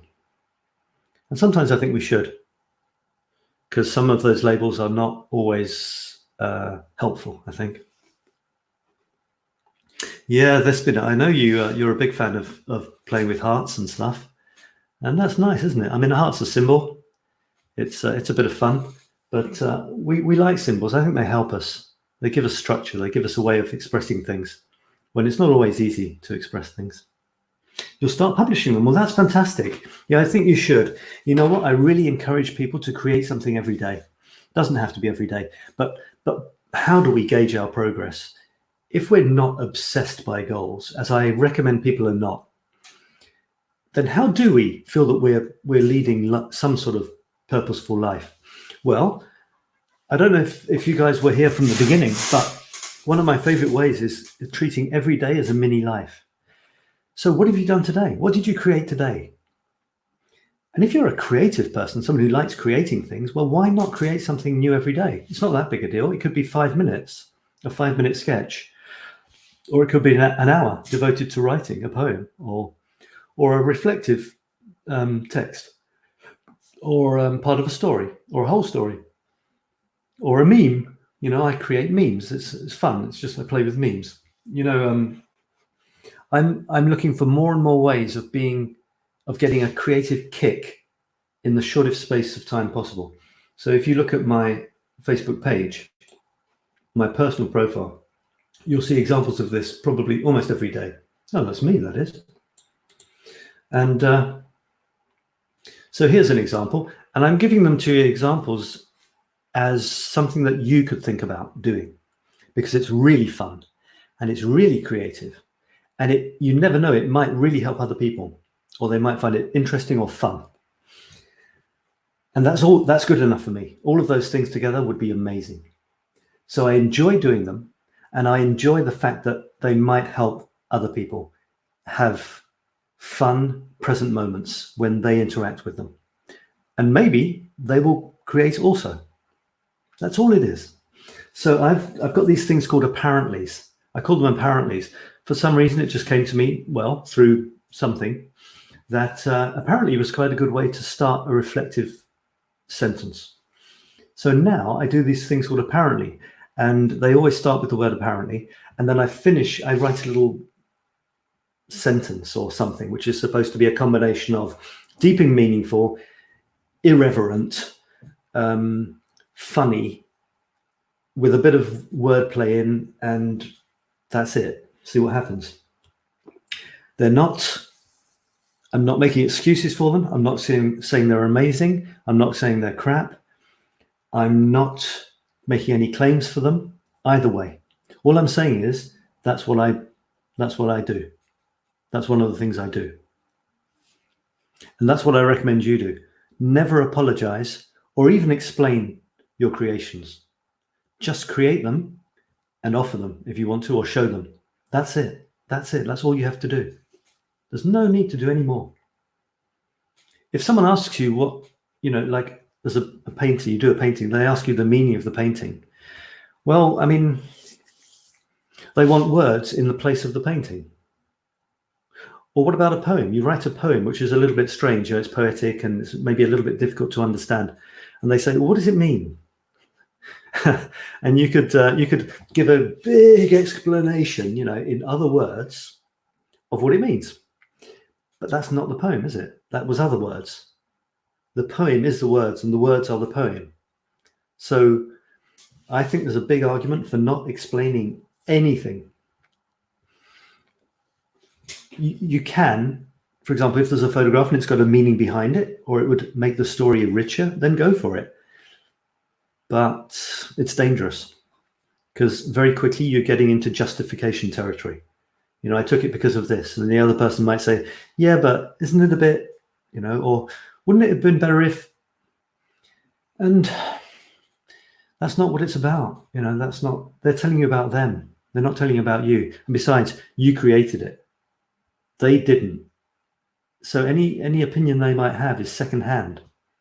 It's actually of zero importance in relation to what you created. You might think that it might be important in terms of your relationship with the person, but it's got nothing to do with the creation. So I'm moving more and more towards never apologizing or even explaining my stuff, other than, here's my stuff. This one was kind of poking fun at meditation, which is a technique, isn't it? If you've followed along so far, you'll know what I think of techniques. Very interesting, very interesting. So that's something I can throw out in a few minutes, and it's a thing. I've created a thing today, at the end of the day, at the end of this little lifetime that started when I was born this morning and will finish when I die this evening. I could say that's my life's work. That's this mini life's work. I created that thing which didn't exist before, and some people have even read it. No one's read it, actually, but that's quite common as well. There's a collection which didn't exist this morning. It's a collection of the chapter's photographs. That's all of them together. And that's the text versions. The text is too small to read, but I put them together in this way anyway to give a kind of coherence. And so 𝗪𝗲𝗏, we're having a private chat here. I've done a lot of heart messages. I'll start publishing them. That's great. Will you help me with some doodling abstract words? I can do what I do. I don't know if it'll help you. And so every day, this is my little thing every day. I recommend you create every day. If you're a creative soul, make the habit of creating something every day. I mean, I could recommend that you do whatever feels right for you. But the problem is, if you don't give yourself any limits, you might never do anything. So possibly find something that you can do every day. I wouldn't say, this is what I want to do. I'll see how often I can do it. Because then excuses 𝗲𝗏𝗪𝗏, you know, you've got all the excuses in the world to not produce regularly. And there's something wonderful. You will not believe how quickly life goes by. That isn't what I was going to say. You will not believe how quickly you create a really impressive collection when you do a little bit every day. I mean, look at this. It's number 819. 819 photographs which I have spent a lot of time and emotion on. And not only, but also a text which I have spent a lot of time and emotion on. 819 photographs and texts which I took a lot of time over in 819 days. Wow, where did they come from? It's because I wasn't thinking of 819 days. Not on one single day of those 819 days was I thinking of day 819 when I would tell you about this. Not for one single day. I'm not thinking of day 1,000. I'm not thinking of day 10,000. There's only a couple of days I'm thinking of, roughly. It's kind of an overall plan. But I'm not thinking of them every day. I'm enjoying my days. I'm enjoying doing them each day. And I'm, you know, it's not a small thing. If I put them together in a book, remember I talked about books, these fabulous things which don't really exist, because remember every book's different. So what's the definition of a book? Is it with 300? Is it a thing printed on paper with bits of ink, with 300 pages, with 300 words per page? Is that a book? Or is it 300 pages with 250 words per page? Or is it 250 words per page on 250 pages? Is that a book? Bestsellers, there's another complete and utter joke. You know, if you ever see anyone saying I'm a what is it? I don't know, whatever, New York Times bestseller, or I'm an Amazon bestseller. Well, it's a bit like Federer, isn't it? He's a champion tennis player. Well, okay. When you've got to do something with your life, he's chosen to spend a huge amount of his life hitting a piece of rubber with a piece of wood, let's say. Well, I think that's pretty sad. You know, pretty sad. But not for him. So, you know, oh, you wrote a book. Well, great. What does that mean? What's a book? So I've written this stuff. If you put this together, it would be book-sized. I haven't put it together, so I haven't written the book. So I don't have a New York Times bestseller. Oh dear. And a lot of these people who have these bestseller things, they're not worth the paper they're written on. They're crap, or they're not my cup of tea, or they're just a bunch of articles, or they're not on a subject which interests me. You see, you can have a New York Times bestseller on a topic which I have absolute zero interest in. Does that still give it value? Not for me, not in the slightest. I don't care if I mean, it might be a good book, the best book I've ever read, but it wasn't a New York Times bestseller. You know, these whole things by which we judge success are utter bullshit. And the faster we realize this, the faster we can get on with leading happy lives. you know, this text here might be the best text anyone has ever written. That's a joke, you see, saying that. You can't compare texts. No one has ever written these letters in this order, in this typeface, with this picture behind before. So you can't compare it to anything. It's incomparable. And if you do something, your work will be incomparable, because you will be the only person who has ever done that, as you, having lived your life. And that's all that matters. We want people who are doing authentic things, don't we, in our lives? I want your hearts, 𝗪𝗫𝗪. I want to see your hearts done by you after having talked to me about them. You see, that's what counts for me, not some book with a heart on its cover by some anonymous author that I've never even heard of on a topic that doesn't interest me. It's about personal connection. Okay, it says, whose connection is unstable? You're breaking up. Yeah, well, like I said, every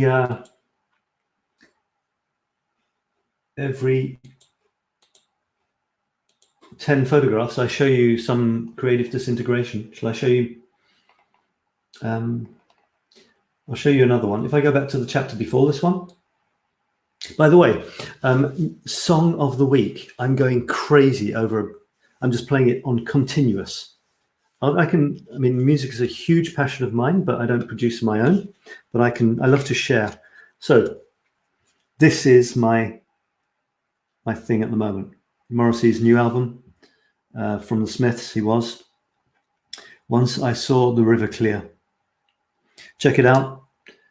It's Morrissey on very, very beautiful, good form from his new album. It's great. I haven't heard such a song from him that has really touched me for a long time. Beautiful, you know. It's on YouTube. You can listen to it for free. His beautiful, rich voice. It's got hints of Irish folk melodies.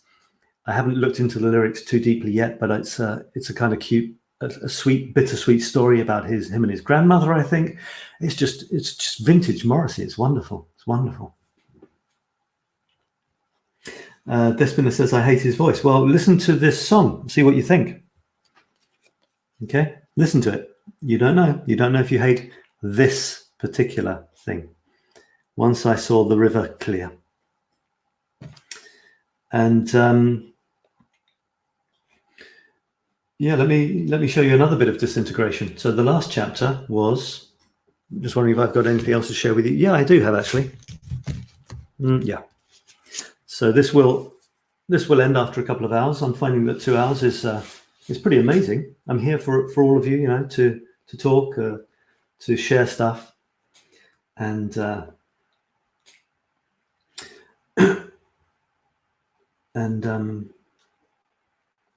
in the last chapter, there wasn't actually one of me breaking up. There was no creative disintegration of 𝗪𝗪, because this was the chapter which had the very next photograph was one of me, and the one just before it was one of me. So by choosing chapters of 9 photographs, but a photograph of me creatively disintegrating every 10, that means every now and then there's one of these which is thankfully 𝗪𝗪 free. But if you go to this one, the next one, you'll find I'm down there in the bottom right. I've got the song in my head now. It's just amazing. This was the chapter before last. And there's the dog, you see. There's the dog that I spent ages trying to follow to get a discrete picture of, which allowed me to get the birds flying off the wall as well. And here's, yeah, just check the dog out. Such a cool dog, you see. I call him the Elvis dog. Because he has this big collar like Elvis did in his later days when he was performing. And these cool shades. I don't know why he was wearing shades, but he didn't seem to be concerned about it. And then there's me creatively disintegrating.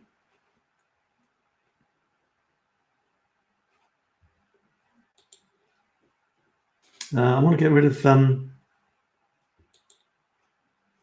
yeah, 𝗪𝗫𝗪, I know you meant the internet connection, but the nature of a 𝗪𝗪 sang, which is what this is, it's the only version of it, is that I will do that. You give me a word and I'll tell you, we'll see what happens next. That's the whole spirit of this. It's a couple of hours on a Sunday of me sharing anything that comes to my mind, openly, I hope caringly and lovingly.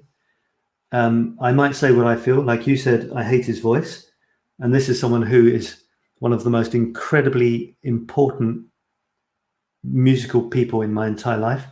I don't mind for 1 millisecond that you hate his voice. Why should I? You're not me, I'm me. You know, it just doesn't matter. 𝗬𝗏𝗙𝗂𝗧 says, nice song. You're damn right, it's a nice song. Nice. Nice. Do you know what nice means?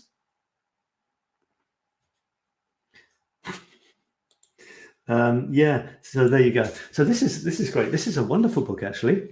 You want to read a crazy book, lovely book. It's bringing a whole load of ancient Chinese philosophies together, kind of. It's like, you know, we're talking like 5,000 years ago, and you've got some guru from the 1970s who you think is like the deepest, most meaningful person you've ever heard of. Hello, they were talking about this 5,000 years ago in China. So careful with gurus, really careful with gurus.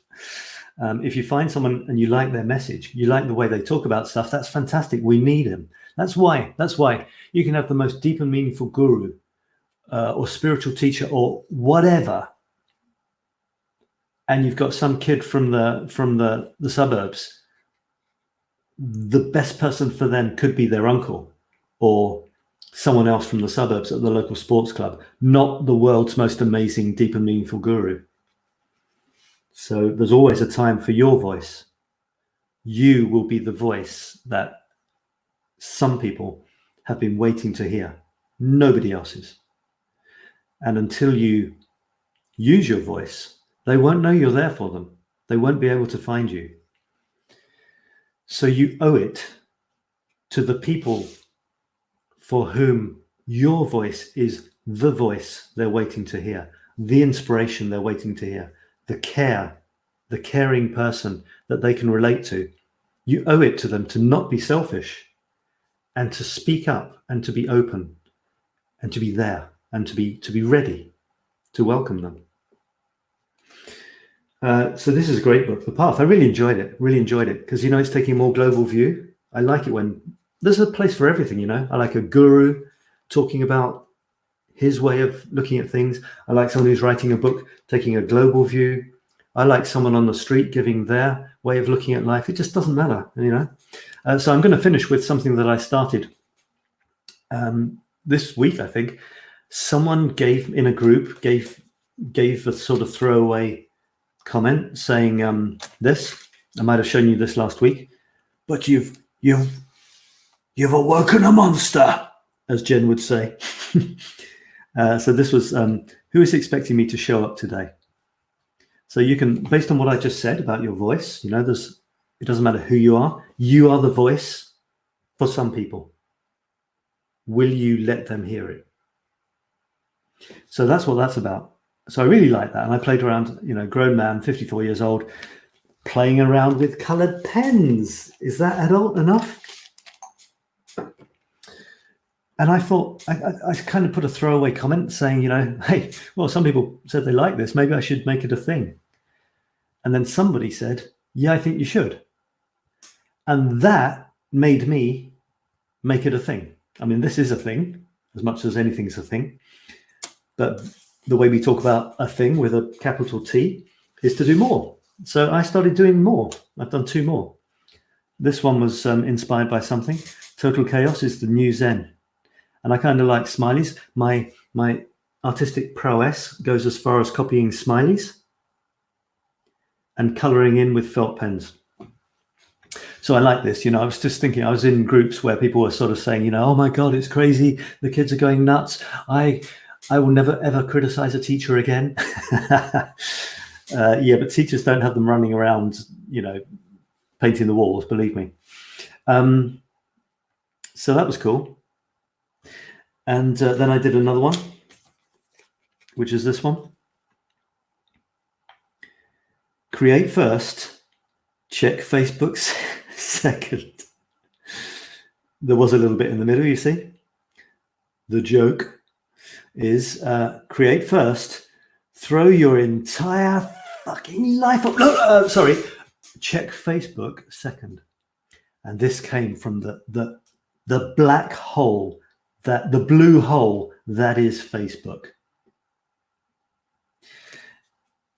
And that I will finish on my latest slightly controversial meme, because there's a really colorful word in there amongst all the others.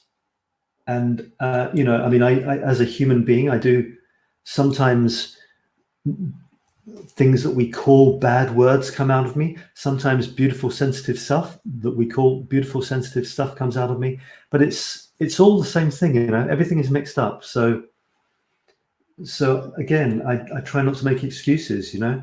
If I make an excuse for using a bad word, maybe I should be making excuses for using a sensitive word. You know, it's all nothing and everything. So my latest thing is oh, this is amazing. Did you see this? Have a look at my profile. Someone decided to create something called toilet art. It's so funny, so inventive.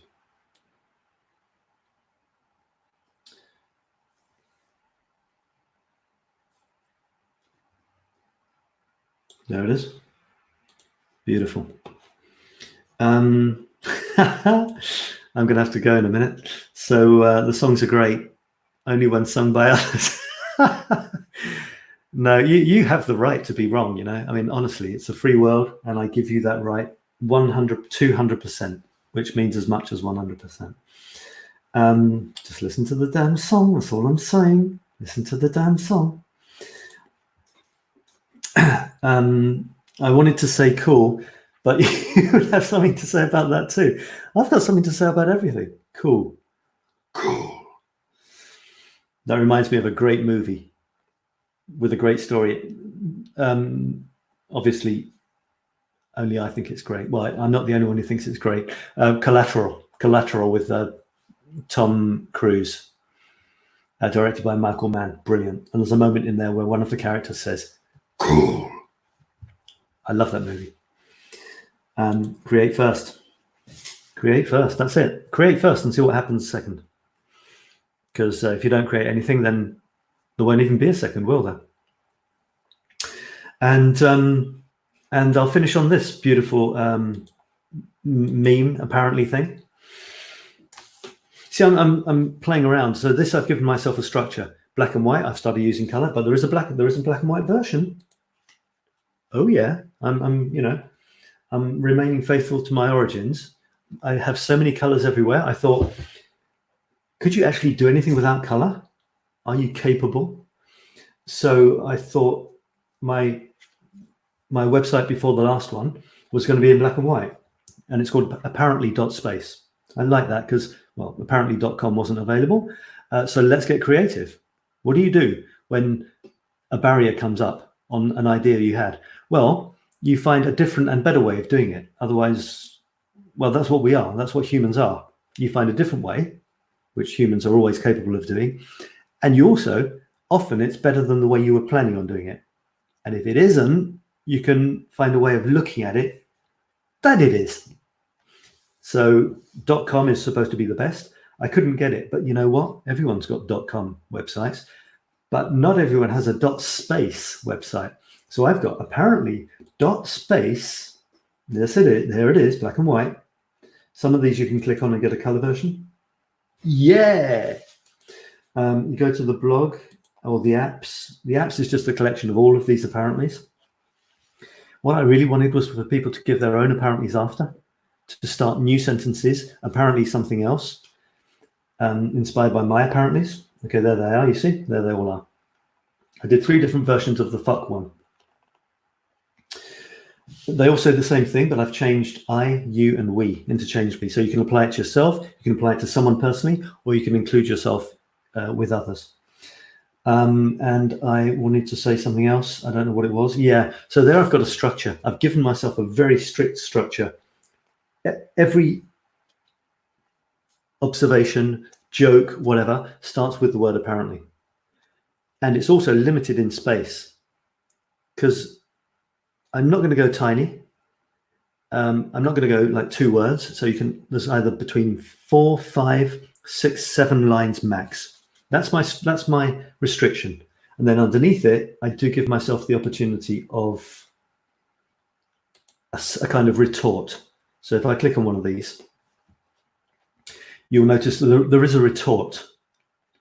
You see down here, there's a second little expression, because often that space there is not enough for me to feel that it's complete. Sometimes it actually is open-ended. It's asking for a kind of response. Not always. I try to make it complete in its own right, that you can get something from it in its own right. But sometimes I feel that I've got something else to add. I've got a little bit more to add. So I've given myself this bit below. But what I really want is, in the spirit of communication and connection, I want other people to give their apparentlys, which are sparked by this. So anyway, all that, blah, blah, for me to finish with this. Yeah, so these are much more open-ended. Having said that, my restriction here is the size of a business card. So I haven't given myself much more space, to be honest. In fact, I've given myself less. Can I say something that is worth saying, in my opinion, in the space of the back of a business card? Well, that's my challenge. It's like my photos are square. My apparentlys only have a certain amount of space, and they have to begin with apparently. These are limited to something pretty, like pretty colors and stuff, with meaning, possibly with humor, on the back of a business card. It's a challenge, but because it's short, that can be another win. At the end of my mini lives, which are my days, I can say just before dying, well, that was a good life, a good mini life. I mean, just before I go to sleep, if you missed that little story, that was the day I did this. There it is, you see? There it is. It didn't exist before, and other people have seen it and had a reaction. So my life, my mini life of that day wasn't nothing. You know, it's not really about what you do. It's about not doing nothing. It's so easy for days go by and you wonder where they went. But if you could look back and say, that was the day I did this, that was the day I did this. That's one of the ways I find that my life is meaningful.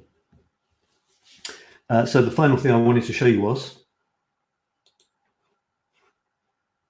so there's a black and white version, which was the original, but I'm starting adding color. I couldn't resist. But I'm going to stick with always having the black and white as well. There it is. In your face. Apparently, I could be gone tomorrow. And I have to say, this was inspired. It was number 100, so it's a special 100 centenary edition. I was having a bit of fun there. Also available, if you look down at the bottom, also available, bottom left, in I, U, and Fun Family We versions. This is to kick people's butts and to say, wake up, have good days. It's exactly what I've just been saying. Have a way of feeling that each day was a good day. Why not? Because that's what your life is. It's your days. So this is my way of saying it in a strong way. It could have been in a soft way. Maybe tomorrow I'll say it in a soft way. To this way, I wanted to say it in a hard way. Apparently, I could be gone tomorrow.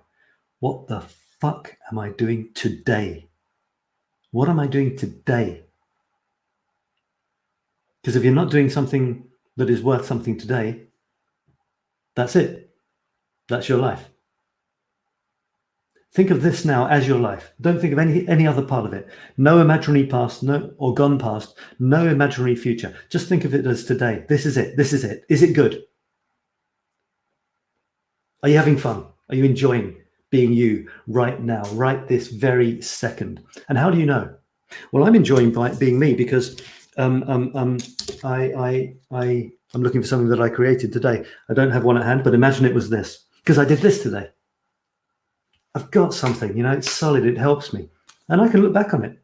And someone might comment on it, And knowing that I started with you, apparently you could be gone tomorrow. Well, I mean, we will be gone tomorrow one day, won't we? One day, it'll be the last day. So I'm not sort of telling anyone anything they don't know here. I started with you. Apparently you could be gone tomorrow. What the fuck are you doing today? I thought that was a bit strong. So I changed it into, I mean, it's just a word. It doesn't mean anything more or less than anything else. But, you know, in our society, we play the game, don't we? So I thought it was a bit strong with the you. And it's not because I want to be scared of using certain words, a bit random words. It's that I want people to be able to hear the message. So I started with I, because then it's me. It could be me saying it. And as you read it, it can be you reading it for you. I could be gone tomorrow. What the fuck am I doing today? What on earth am I doing? What am I doing that's good today? And then there's another version coming up. It's you. You want to throw this in someone's face? You can. There it is. You'll have it tomorrow. You could be gone tomorrow. You know, you're saying it through pure love. You want people to be enjoying your life. And I want you to be enjoying your life. And I want to give you ideas on how to feel that you're enjoying your life. That's what my objective here is. And it'll be my objective every Sunday. If things go according to plan, I'll do this every Sunday. You'll ask me questions. I'll respond to them. I won't answer them because I can't answer your questions, remember? But I'll respond to them, play around with ideas, show you my latest creative stuff. You can talk about yours. That's what it's all about. And then the third one in the series is we could be gone tomorrow. What the fuck are we doing today? It's your friendly, fun family version to share with your near and dear ones. So I think I've come to the logical end of this. I'm still laughing at Despina's comments. The songs are great only when sung by others. She's talking about Morrissey and his voice. Listen to the damn song. Listen to the damn song. It's a good one. All sensible people agree. Create first. And finally, Despina says, thank you, Sab. I'm going now, so if you have any last, parting shots, this is it. Thank you, Sab. You're so helpful and inspirational. You cannot imagine. I appreciate and I'm grateful I met you. Now, I feel the same about you, Despina. So, that was fun, wasn't it? I hope so. I found it fun. And now we have a new week ahead of us, if you want to think of things like that. But above all, enjoy your days. Enjoy your days. At the end of each day, say, hey, that was the day I did that really good thing. Excellent. I think I'll do another really good thing tomorrow. And I will listen to it, I promise. Well, if you enjoy listening to it, then listen to it. And these are recorded, of course. So thanks, everybody, for watching, either live or on the replay. I hope you have enjoyed this. That's what it's all about. Let me take some of this big the fuck off the screen for a second. Yeah, so she says, thank you. I will listen to it, I promise. Well, this is the thing, you see. Do it if you enjoy it. There'll be times when you don't have time or you don't have the inclination. There will be times when you see me on the same level as Morrissey and his voice. There'll be other times when you're okay. I've got people I like listening to, and sometimes I don't want to listen to them, and sometimes I do. So there's a time for everything. There's no right, there's no wrong. Go with the feeling. And hey, let's have another week of great creativity, whether you're stuck inside or not. Make the most of it. And yeah, I'm not going to repeat myself. See you again soon, my friends. Bye for now. From Seb in Paris. Kind of stuck inside, but still trying my best to be as creative as possible. Bye for now. Bye for now.